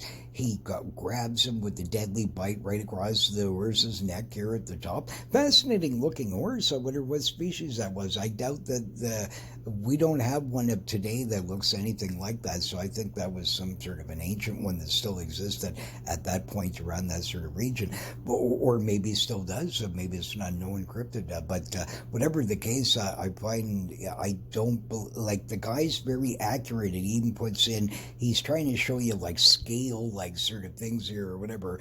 But you can clearly see by the dimensions of the creature that that would be exactly around a Tyrannosaurus raptor-like sort of size. And yeah, they would sort of hunt like this. You can see here another depiction on the side there, extremely sort of dinosaurian. I mean, I don't know what else you could sort of thing say. Same with your excuse with the wild men. Like I told you, there's humans have been living amongst our cave systems of wild humans. I mean, this guy looks pretty intelligent, and this sort of ancient one here, he's using some kind of club here, right? And sort of like this with his kid. This sort of idea. But the thing is that this, if you look at that, I mean, really seriously, like, I mean, who is going to wait? You got to think about this too. You think these people have nothing better to do, so they make artworks, but conveniently they can always sort of match a monster that is now found in a fossil somewhere. I mean, it's not logical. It's much more logical that all kinds of these creatures, even like I said, if you want to believe the millions of years old theory, certainly survived up until much more modern times, and this is just the way that it is. Like, I mean, there's depictions all over the place of this. Look at this thousands of year old here in Persian dragon. Okay, like, I mean, the guy's got scales on him. This one was fascinating. He had a couple of horns on him and stuff like this. Here, this ancient boomerang-like sort of thing here, and you can see some sort of weird sauropodian sort of dinosaur on it, and things like this. All kinds of these, that cave there, Quetzalcoatlus there, there's probably these early depictions of these thunderbirds. I cover that sort of another show too, and that sort of a thing like that. But I mean, there's so many of these. I just wanted to show you some sort of thing like this. Like another mention, like some of these saints that, like this one saint he had killed on the river in Rouen, France. There, he had killed this serpent. But the ones that we had in the European sort of ones, they had smaller sort of heads most of the time, and in a vast majority of cases of the sort of reports and things like this. And this guy was actually successful in killing it. And what had happened is they started hanging this sort of, they hung it up on the church. Others people started drawing from it, and then eventually it started adapting and turning into our gargoyles of today. However, that's not exactly correct in the sense that, here's what I suspect. In ancient Jewish, these guys are religious, so they would have also known, because ancient biblical sort of stuff, these two sort of, the Jewish and regular sort of Christianity, they certainly had a lot of mixing. So I'd imagine these sort of church people in early times were quite well read of biblical sort of things. And the thing is they have Lamashtu, which is sort of exactly a gargoyle, okay? And there's different sort of, there's a couple other cultures that have the exact same sort of monster. And the thing is they had took the creature of the Rowan from France, and then sort of then, because they were familiar with this gargoylish sort of thing of this Lamashtu, somehow this sort of, they made him into that in some of the artworks in later ones. But originally he didn't look like this, and all you see is sort of like a head on it, and it looks extremely sort of dragon dinosaurian of some sort here, right? Like, I mean, absolutely fascinating. Like, here's this one that I wanted to talk about there. Everybody talks about this one all the time, and this one's highly disputed by all kinds of people claiming it's all kinds of things, but there's something that they're ignoring. If you go take some, well, sadly I didn't have this one here on this one, but if you look at the sort of the blow-ups of this, you actually see two horns that you can see. I suspect the maybe center one, the guy wasn't able, or maybe he didn't think of putting it in at an angle or whatever like this, but whatever it was a two-horned sort of creature. At least bare minimum. People are ignoring that. When you actually look at the size of it, you can clearly see that the guy made two horns. You can see it on the other side of it. The center part looks maybe rubbed off, maybe got worn away or something, as far as that, or he didn't make it as deep on that one. It's not as noticeable. I wish somebody'd get some even better photos so I could take it really extremely close up. But definitely it was some kind of a stegosaurian sort of a thing here, triceratopsian sort of looking creature. mean, it could be one of the fossil ones that hasn't been found yet. Like here in the Ubangi region there, even Jeremy Wayne actually sort of supposedly had taken a photograph of this, but his explanation and different stuff that it must have been some other creature that got hit by a motorboat, or at least that's what they claim that he says, whatever sort of thing like that. I can't tell you that for 100% sure what his sort of reasoning is, but the thing is I can tell you that being on water over 5 decades around the clock, using 10 zillion kinds of boats and motors of every kind of sort you could humanly possibly imagine, from giant bass boats to sort of all kinds of stuff, been in Great Lakes boats and all kinds of different, any kind of sort of thing you can think of, right? When you would hit something, people don't understand this. The propeller is facing sort of the same way as this creature is, okay? So their excuse is that somehow this creature got these propeller cuts when it went over them. Okay, so the first thing that would happen is that this monster would be laying up on the surface exactly like he is, like this. Now your boat's going over. The first thing that's going to happen is that your motor's going to start to lift before it even hits the thing, okay? Before it even would hit the blade. Now it's going to start dragging up there and bouncing along over his back. And meanwhile, the propeller's actually going the same way, so it's not even likely going to hit you. But eventually, when it goes up over on a curb, then yeah, and up somewhere along the side of its body, it might start making a gash or two, depending on how far the motor is lifted up and where now it's sort of positioned. So if that had occurred, then first of all, there should have been all kinds of scars all on the side of this sort of creature. This is natural. It could be that he has smaller ridges down at the bottom, or maybe they're a bit worn out over the years, or that sort of thing like that. I've seen sturgeon and all kinds of other creatures where some, or snapping turtle or different ones, a couple of spikes are more worn away than the next or whatever. But the spacings are perfectly equal, and they're not possible to be created by going over it when you would run over them this way. So you couldn't have done this. The only way you could have done it is that you would have had to have been perfectly in the center of his back and coming along at this angle. Then you would have to believe that this creature would be stupid enough each time to keep sitting there, allowing you to chop each perfect circumference that you happen, then run over him again, hit him again at the next slice angle, and the next one, and the next one. This is the most gobbledygook foolishness in the universe. The people, the natives there, including these reverend sort of priest, reverend sort of people that I chatted with that actually saw this thing, and apparently can go on land, and it has this sort of ridge on its back and sort of thing like this. But the thing is that this creature was already reported hundreds of years before motorboats ever existed, right? And this is not a manatee. It's not even the same sort of width, like sort of properties to it. You can clearly see this is just a small portion of this creature's back here coming up, and it's perfectly more sort of pipe-like shape. It's not sturgeon or any sort of thing like that.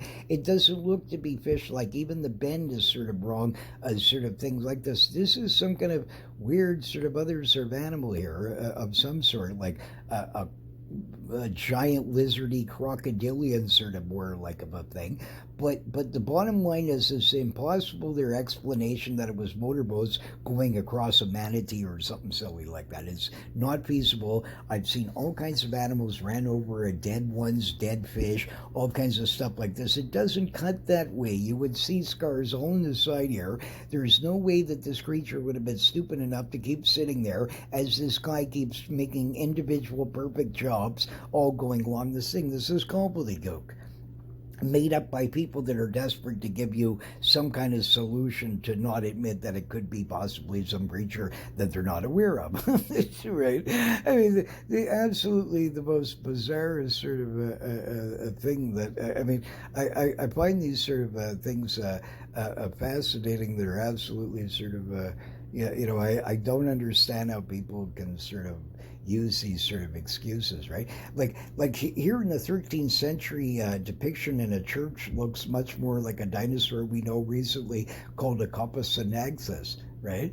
So look at this. Like this is in the 13th century, or you can find these ancient churches all over the place where they have amazing details, including monks' graves and different ones, where the guys got right on it, Brontosaurus, sauropod dinosaurs, right? And this sort of thing like this. Yet conveniently, you're supposed to imagine that he got this idea from a fossil or two, or that somebody told him a swamp story, and each time they get every anatomical feature correct. Come on, I mean, really, like, I mean, here from ancient ones and Chinese pottery to all over the place. Here, the Grafalco region in 1971, this pre sort of Greek civilization. Okay, and here they clearly got a stegosaurus like sort of creature. I mean, I don't know what else you would claim that that is. Some of these from the Rare Museum, like I said, have passed by all kinds of skeptics that have tried to sort of disprove it, and by the patina and the different things showing they'd have to be quite sort of ancient, and they weren't done fake patina wise with some kind of method. They've tried a lot of different things, and sort of they match up some of these. So even if a small amount of them were correct, it wouldn't matter. The point is that they still, even if one was correct, at least that particular one, that monster had to have been around for somebody to identically get all this sort of correct features of it. So here you got a typical dragon-like sort of thing. So here this guy in a Spanish sort of, this Mexican sort of thing, Spanish thing here, okay? Here he's got in his sort of museum one from that, yet the Chinese make the identical sort of thing with the exact same sort of like these dewlaps on them and all this sort of stuff. I mean, come on, seriously. Like, I mean, there really was a family of these, and they were just hunted out by early times because of this sort of thing. Like here, what would be the odds of this? You got over a 4,000-year-old depiction, a statue from China, okay? Now here's St. George. It's identical creature, 1,000,000%. All the toes are the same, even exactly where the ankles go and they space, and all the ridge on his back. Every identical sort of thing, right to the T. So where did this guy get this idea from? Where did he sort of, how was he able to imagine what this dragon looked like for St. George to be fighting with? Right? And again, think about it. Okay, you're the same guy and you're in this sort of thing like this. This would mean then that somehow you had to get all of your sort of men and piles of people that was out there that did not see the monster, never saw you fought a dragon, didn't know anything about this sort of thing. Did somehow you were able to sort of all convince everybody in the universe that you were able to kill this, then pay some guy fortunes here to do intricate artwork. So many people sort of celebrated this. It sounds a lot to celebrating when if somebody just told me a story that, you know what I mean, they saw a two-headed Bigfoot. I don't think, first of all, I'm going to be probably skeptical, and probably even in ancient times there was people that were quite skeptical because they might have not saw a dragon or whatever, right? And this sort of thing like this. So I would think that it would be highly sort of improbable that all kinds of people are going to start commemorating something that doesn't even have any basis to it.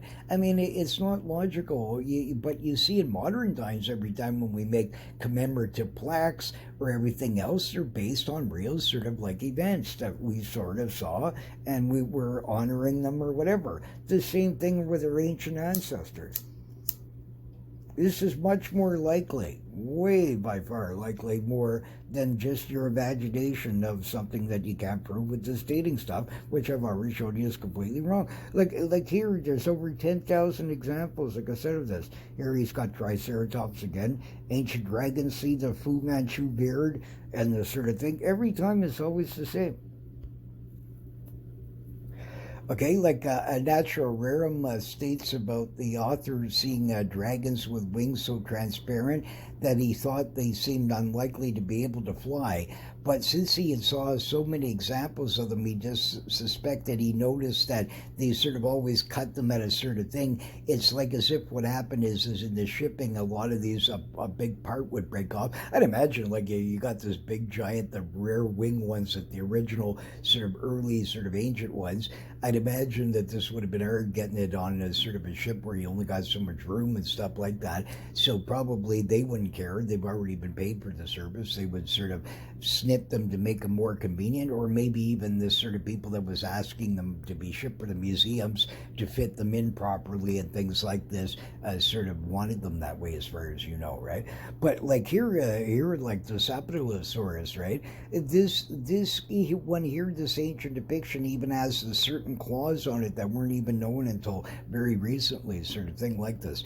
You got that guy I told you that was around some kind of place called Karkar, where his grandfather saw this big monster here floating by, right? And they got glowing luminescent properties to them. So again, these are rare ones here where we're still might have a few out in human existence here of this roping and the different ones around the world where they survived because it was the most remotest sort of locations in weird sort of terrain that they live in and things like that. But really, again, normally humans would have already killed them out. But in this ecological systems, they can only get so much in the forest. This creature lives high up in cave mountains, so it would take them 10 zillion years to even try and walk up to this thing to get the monster, and all this sort of thing. Like, that's why they sort of would evade more into sort of modern times compared to a lot of these flying ones where they did visit the fields at early times and things like that. You get all kinds of historians mentioning that they were a terror to the fields, so they would blast them with some kind of weird sort of what do you call that stuff there? Nutmeg, mace, sort of stuff. They would sort of blast it up, some kind of smoke-like stuff in the trees, and these things would fall down. And this one historian mentions there was bones piled to the, he couldn't believe how many that they would kill of these things, right? And that sort of stuff like this. Here, a lot of people talk about this tombstone. I believe fully that this photograph probably was the origin of the tombstone epitaph sort of story, except that they over-exaggerate it in the paper a bit. This, I don't have the full photo here, but it looks like it actually is a story as they described in the paper. Fully makes sense. It's about the right sort of era with the sort of things like this. This is the only one that I can find out there that does not seem to be of this sort of Photoshop variety and this sort of thing like this. It matches all the description of it. Very few people know of its existence. It's not even passed around much. But interestingly is that the people found it in an old album, they claimed, and it was listed on it as historic. So I think that somehow in the past, in some older sort of maybe fate to any sort of thing, this was shown. And when it was shown ages ago, this is why these people, because they had read this sort of tombstone epitaph sort of a story, they correlated that they had also saw the picture, and I think this is a picture they actually really saw. This is the most convincing out of any of them. All the other ones look like they're made out of burlap or all kinds of wacky stuff. This one in the original sort of, if you can find a few clear online, where it actually, you could see through this sort of thing. I doubt in that eras that these guys had that sort of technology like that.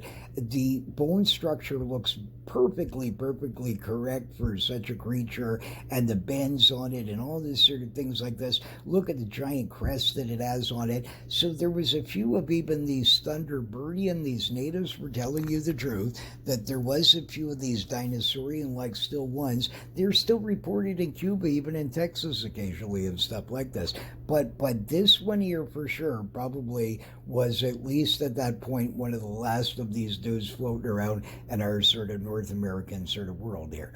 But absolutely fascinating. I find this is one of the few sort of ones out there that is much more convincing than sort of even the sizes you can imagine in these newspapers. Of course, the fish gets bigger by the minute, right? Sort of thing like this. But this would perfectly fit in. This thing probably, it's hard to guess because it's bent wings and stuff like that. But let's say you had a 15-foot wingspan on him or something like this. This perfectly sort of fits in with this Thunderbird-ish sort of thing.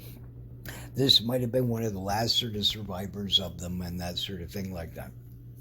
And of course, fossilized stuff you're going to find even way less because the bird's a lot more than would have survived this easily. I mean, you got rain and stuff like this. Like, let's say you had a big waves and they're flying all over the place. The creature flies up and then he lands on spots and behind a mountain that isn't getting as wavy by the wind or whatever. All these kinds of stuff. And if the flood actually or some kind of cataclysms happen at a faster rate, like they say in the Bible or the different ones, right? Instead of these millions of years that these guys claim.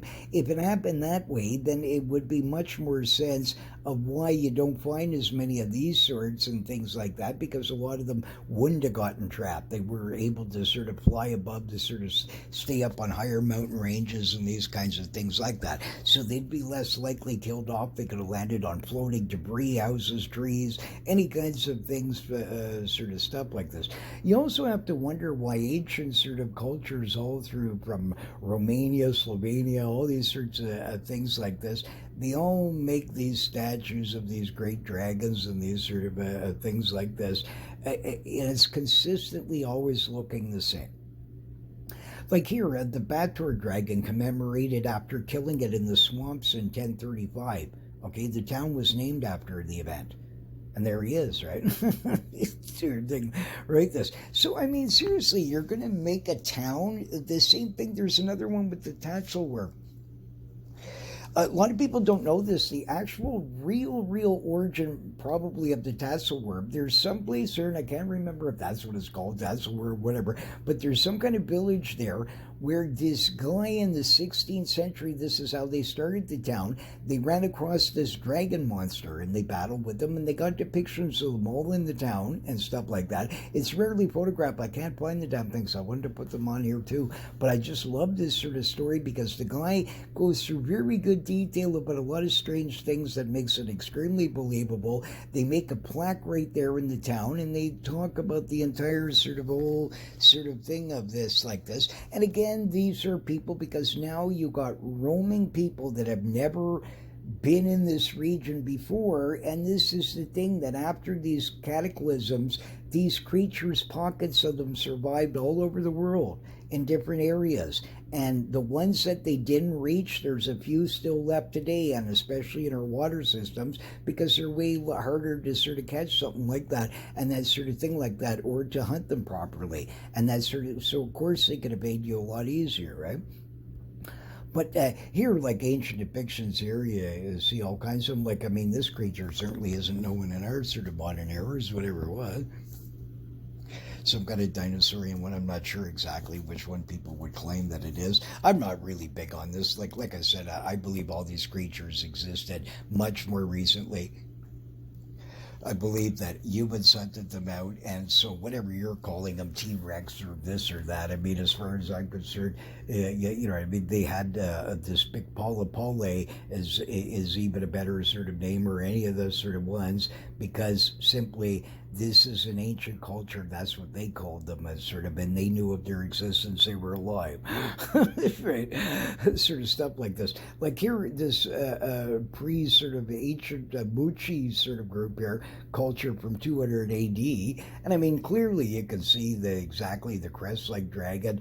They always say that he's got these weird sort of things. Quite a few of the species had on the front there, these sort of dewlappy sort of things on them.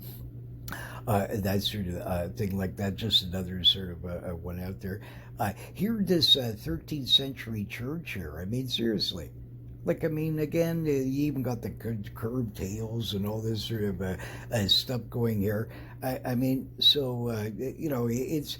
I just don't understand how people could keep denying this sort of stuff. Like look at this one here, this pre-Greek artifact here. Does he not look sort of familiar to you? He's even got the spikes on the tail there. I mean, come on, seriously, right? There's even depictions of weird ones where there's these guys riding on some of these types of ones and all kinds of things like this. Yet you every time, just because some guy pitched you this fake sort of aging of the earth ages ago, that you believe this so much that somehow this meteorite must have killed it. All this stuff is just weaved stuff with one guy theory after the next. The real truth is that these animals were killed by humans. This is mostly how they've sort of done, and great cataclysms in the past wiped out many of them. But humans did the rest, right? And that sort of thing. Like here, another ancient cave art in Peru here.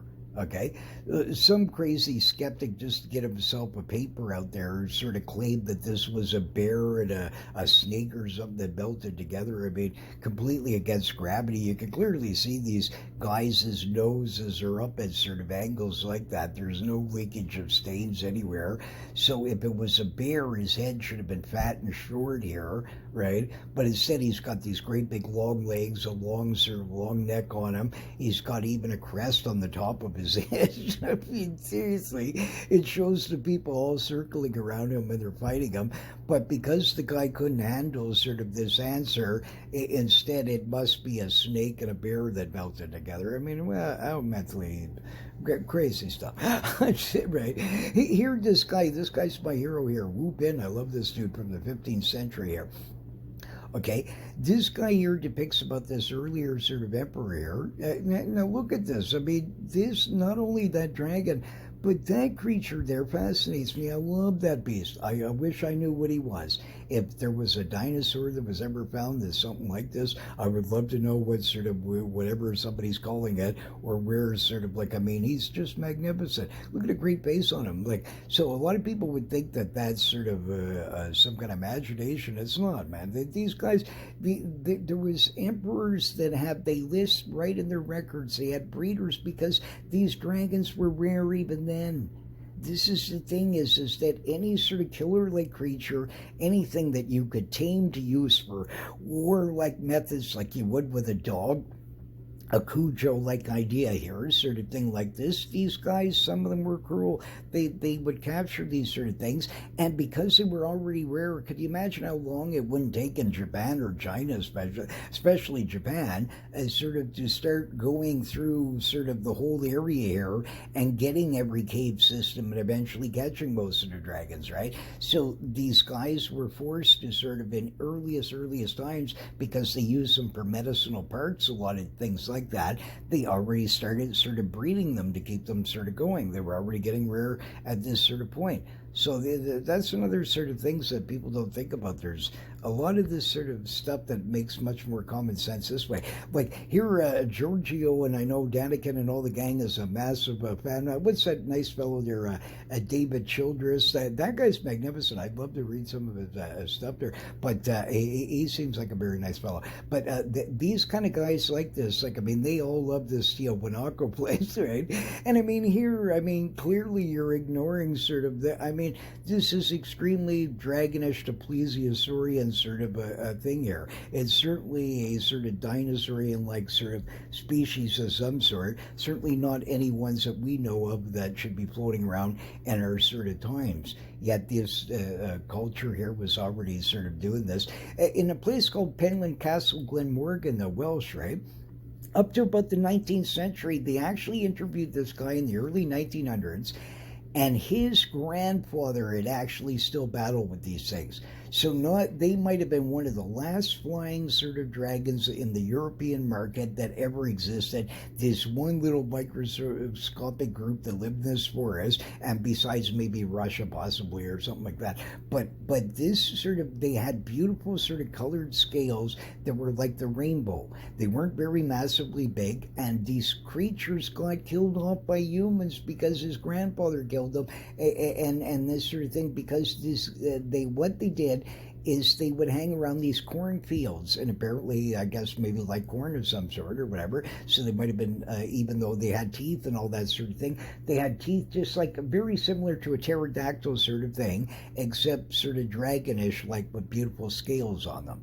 and that sort of thing. But they had all kinds of colors on them that would sparkle and things like this, and they were perfectly fine there because not too many people lived around it, and they stayed away from the forest because they knew of them and sort of revered them and stayed away. But finally, when people started encroaching by the 1800s and all this sort of stuff, these guys then sort of got this last little group that was still living there of some sort for whatever reason. And I mean, I would love to check this place out and go through every micro inch. There's got to be like one skeleton laying around somewhere in some kind of ground someplace. I would love to prove this. I mean, it would be the most fascinating thing, whatever they were, right? They were some kind of last living sort of very small flying dragon, like the ones that they describe in Ethiopia, or the ones even that Ivan Sanderson had seen, the Kongomato, this sort of thing, where it's a smaller one, 8-10 sort of feet, the wingspan, that sort of idea, right? But absolutely fascinating. I just absolutely love that sort of story. I find it very intriguing, and sort of all the descriptions about it and everything is very interesting. Like Marco Polo and his travels of Marco Polo, and this guy has been proven to be quite accurate here, right? But this guy mentions about this T-Rex beast that would be seen there, right? And he describes it as having the forepart of the body to have 2 short legs. So right away you got like a Tyrannosaurus raptor sort of thing here, okay? With 3 claws that are formidable sort of idea. The jaws are wide enough to swallow a man, and the teeth are large and sharp, with large eyes the size of a penny loaf. And their whole appearance was so formidable that neither man nor any kind of animal could approach them without pure terror. Sounds exactly like Big Polo.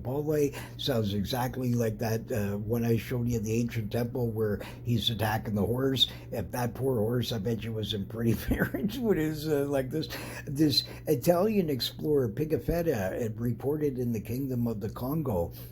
He describes creatures being as big as rams, and they have wings like dragons, along with long tails and rows of teeth, like dragons. See, now this is interesting too. This is a thing where the guy's saying that he's familiar with the regular sort of dragon where there was a flying like one or whatever, but this particular species sounds more like one of our dinosaurian ones, like sort of like the Kongomato or so. Except this one was a bit more like the ones in the castle in Glenmorgan, where sort of it had this beautiful blue and green color, and the skin seemed to painted with scales. So this particular one had sort of scales on it, sort of thing like that. Here, this ancient sort of story about this army sort of, and their leader was sort of grabbed by this sort of dragon, and they battle with him. They actually, to try and get the guy out, I guess, to bury him properly, or maybe they thought they could save him somehow, whatever the case, but they actually cut, the second the guy got swallowed by this thing, they jumped on this and cut this and apparently dragged this guy out somehow. So, I mean, absolutely fascinating, but sort of interesting. Like, I mean, but... yeah, it makes you wonder. Sort of thing like this. But I mean, absolutely, I love that one. It's extremely interesting. Here's a one deer that was found in Kuwait, a shepherd boy, right? And he found this in a cave. Notice a sort of brontosaurian, like sort of bud dinosaur here, and all the gang circling around him. I mean, he's certainly none of the ones we have listed up today, right? Sort of thing like this. Now, here is this one that these ridiculous scientists have written different papers and tried to claim this is a sea whale or these different stuff like this. I'm going to show you a bunch of differences here. Here's one back that was brought in fairly completely fresh here from the 1930s. Okay. Look at how thin that beak is, okay? And see where the position of the eyes are right exactly along this sort of beak-like edge of this sort of thing like this. Now look at this Tukalotla monster. This is after he's already been sitting here for days, and he still, because of his scales, was not, he might have been rotted inside quite a bit and quite a stench on him, but it was his scales that are airtight that is preventing the rotting process. This whale already would have been way more rotted than what this dude was, okay? They ignore all kinds of things. When I was over in Mexico, okay, I was on a trip, and we saw this thing on the news, My mother actually ran across a witness, and this old man told me this sort of whole thing.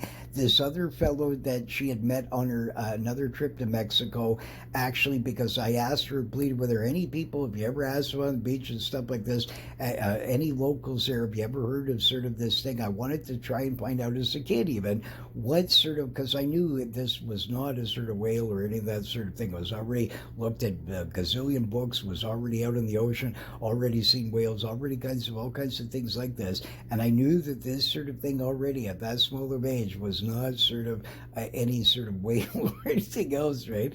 Now, now get a load of this sort of the differences here, okay? This guy actually saw this thing when it was just barely dead. It still had its horn in its head. Okay, there was people that even these fishermen that originally first found it, the thing was alive and squiggling. It was 83 feet long that they found a portion of its body, probably up to about 1/3 was actually missing. It was bit right off. So did some bigger sort of monster of his own species attack this dude? But now look again. Here's sort of one of the whales that they claim that it is. Okay, look at the difference. You can perfectly see this creature has a much more sort of rounded sort of shape of a sort of beak on it. Its face is much, much more thicker and broader. The eyes are in a different position. They're not lined. This thing would have to have a very sort of a different sort of, you can see the long beak opening. It goes way down like this. This creature's mouth is not designed like this. It goes down at a slant. He's got a different, completely different sort of mouth sort of structural sort of area to him. The eyeball is much larger than any of these whales. These whales have much smaller sort of eyes and that sort of thing like this. You can see how smooth and sort of the skin is and the sort of thing like this, yet this creature has hair growing out of it. Conveniently, it had a 1-ton horn. Do you see a 1-ton horn on the top of his head? Do you see any blowhole on the top of this thing's head? Do you see how completely different the shape of the head is? Completely different from that. Right? Okay. And this is a brand new one. So you're looking at the real thing compared to the real thing here. Now look at difference here. Notice how thick it is instantly at the neck structure. Okay. Okay, first of all, this head is slanted on a different angle. It's like a giraffe's. It's built differently.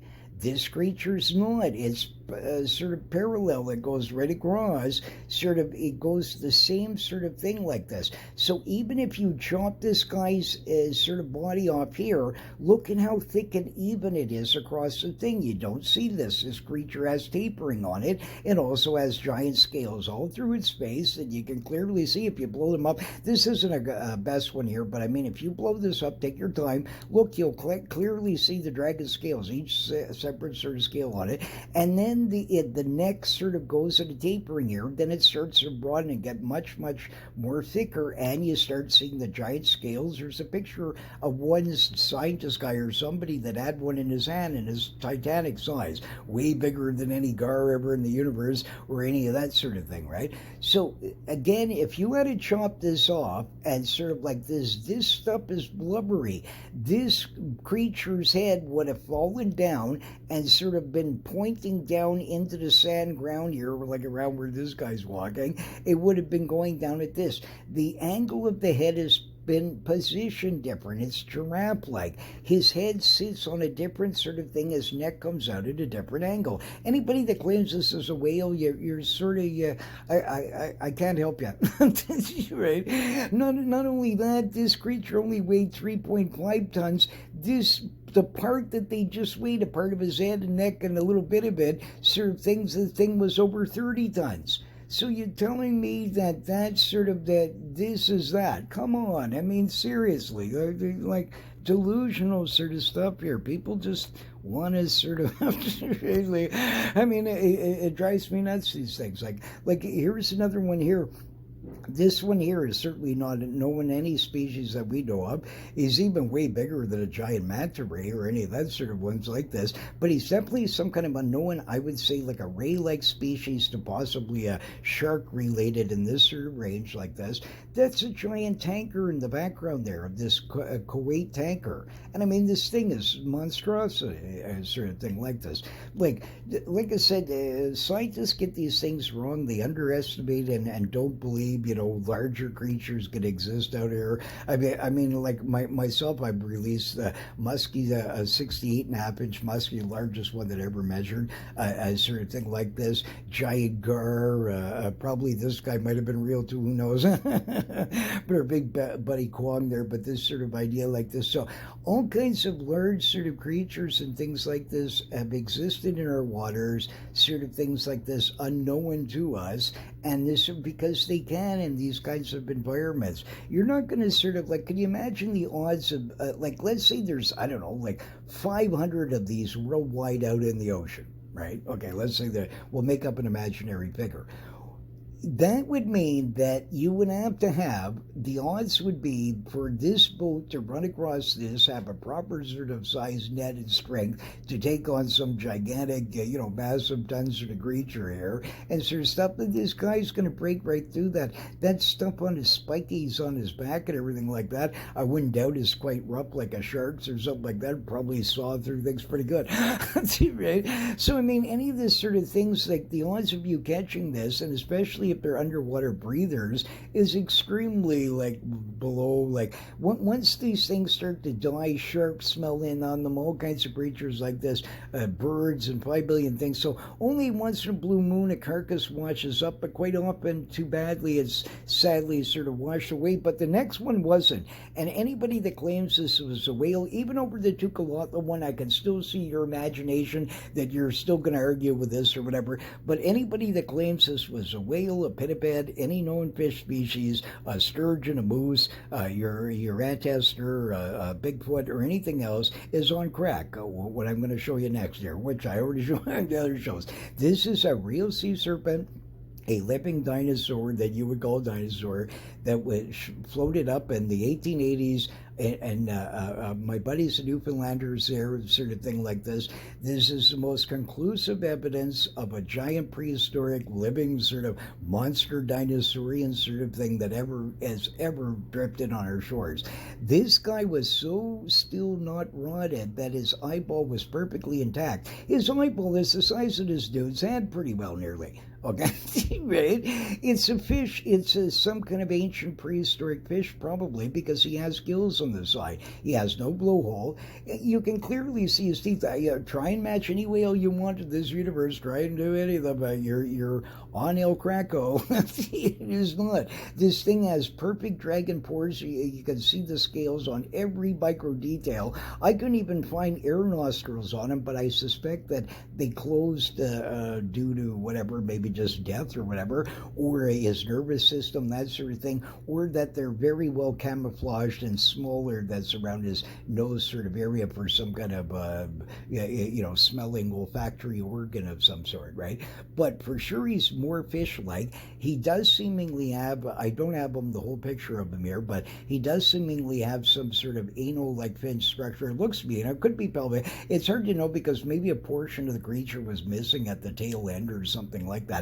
But somewhere in that sort of region, it's one of those two. He's got a set of fins there. I don't see any other ones that I could find, but there's definitely this one. It's in excellent shape. I mean, you can actually still see it's very natural looking, sort of thing like this. Everything about this creature was not rotted away very much yet. It's massively gigantic. I mean, this is just a small section of some of the people that goes way down the beach for many moons to come. Sort of stuff like this. So anybody claims that that was sort of like by accident, before in another show I said a blue whale half asleep in the middle of the night. We're not comparing. The blue whale was the largest, sort of longest one. There was an old record of one about 120 feet long in this sort of range. I don't believe this creature was that long. However, blue whales don't have obviously teeth like that. They also have, they don't have dragon scales and all this kind of stuff. So anybody claims it was a whale is like, again, also blue whales don't have gills on the side and all this. This is some kind of ancient prehistoric shark-like sort of fish of some ancient sort of thing that even Megalodon, I think, would probably poop its pants from half the time, unless he was a mega-sized one too, sort of thing like this. But I presume reason we've never seen these things, they live probably in deep trenches and all that kind of stuff, probably hunt giant squid and other sort of things like this. And a fluke in a million, this one sort of got caught in that Newfoundland sort of a drift there, that sort of drift that they have, and somehow it sort of got washed in and sort of a thing like that, right? Here's another one. These, even a scientist admitted they had actually found one of these before, but still not classified to science, so it's still a no and not catalog sort of thing, but it's definitely some kind of giant sort of ancient tortoise, possibly of some kind of weird creature like that. It had sort of armor, sort of like on its back here, and these great big sort of arms. They're not sort of fins of a whale or anything like that. Way too sort of thick. The whole base of them, they go down, they don't change, and sort of thing like this. Extremely very different. The texturing the of the skin and all this sort of stuff, and even a scientist admitting that sort of, yeah, it's some unclassified, unknown sort of thing. But still, I mean, right here you got to see monster sort of size sort of thing. So why people are dubious of these sort of things, I mean, they're actually probably all kinds of them exist out in our stuff here, right? Like here's some more ancient depictions here. You can see these ancient sort of ones. There was this one dragon in India that was quite often reported that had a long neck that would wait along inside of trees and sort of pounce out and grab at humans or elephants and this sort of thing like this. And probably again, these bigger ones like that would have been killed the earliest sort of times, right? Like this. On the next shows that are coming up, I'm going to show you a bit more after this, but I'm going to do a full cat one. About I keep saying I'm going to do one of those, and I haven't done one yet. And there's so many cryptid cats to talk about that. I mean, I could do massive amount of shows just about that sort of nature here, but. Here, like this early dinosaur with man, Shadow de Blow, 1500 sort of AD here. Look at, I mean, look at the amazing sort of depiction, and they always got the same sort of stuff every single time, right? No matter where it is, the same sort of stuff like this. So each time you instead prefer to believe, when I've already showed you that these fossilized datings are very suspect, nobody really can prove this sort of stuff, you have all these anomalies all the time, it's much more likely that your ancient ancestors are telling you the truth, that yes, many of these types of species lived amongst us, sort of thing like this. Like, here's an interesting one. There, this Tahai there, this sort of creature here, you can find the same monster in Lake Megantic around that the natives depicted. You can find it along the Ottawa River. There's one that's similar to this.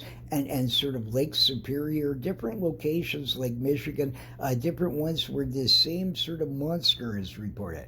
I do not believe that all these different sort of groups that were battle, like talking to each other, likely sort of could each time depict this sort of same thing. Interestingly, Lake Michigan has the best proof ever in the universe of sort of like a gigantic unknown eels to sort of science, either that or huge giant unique eels that live in them, sort of thing like this. And you see in these ancient depictions here exactly like the guy had described in Eagle Lake, sort of like this, of a giant sort of eel like Lake Memphremagog, these different ones like this. And there's quite a bit of historic records, including all kinds of them that I covered in the book there, where they were found dead and different things like this, of mega-sized ones.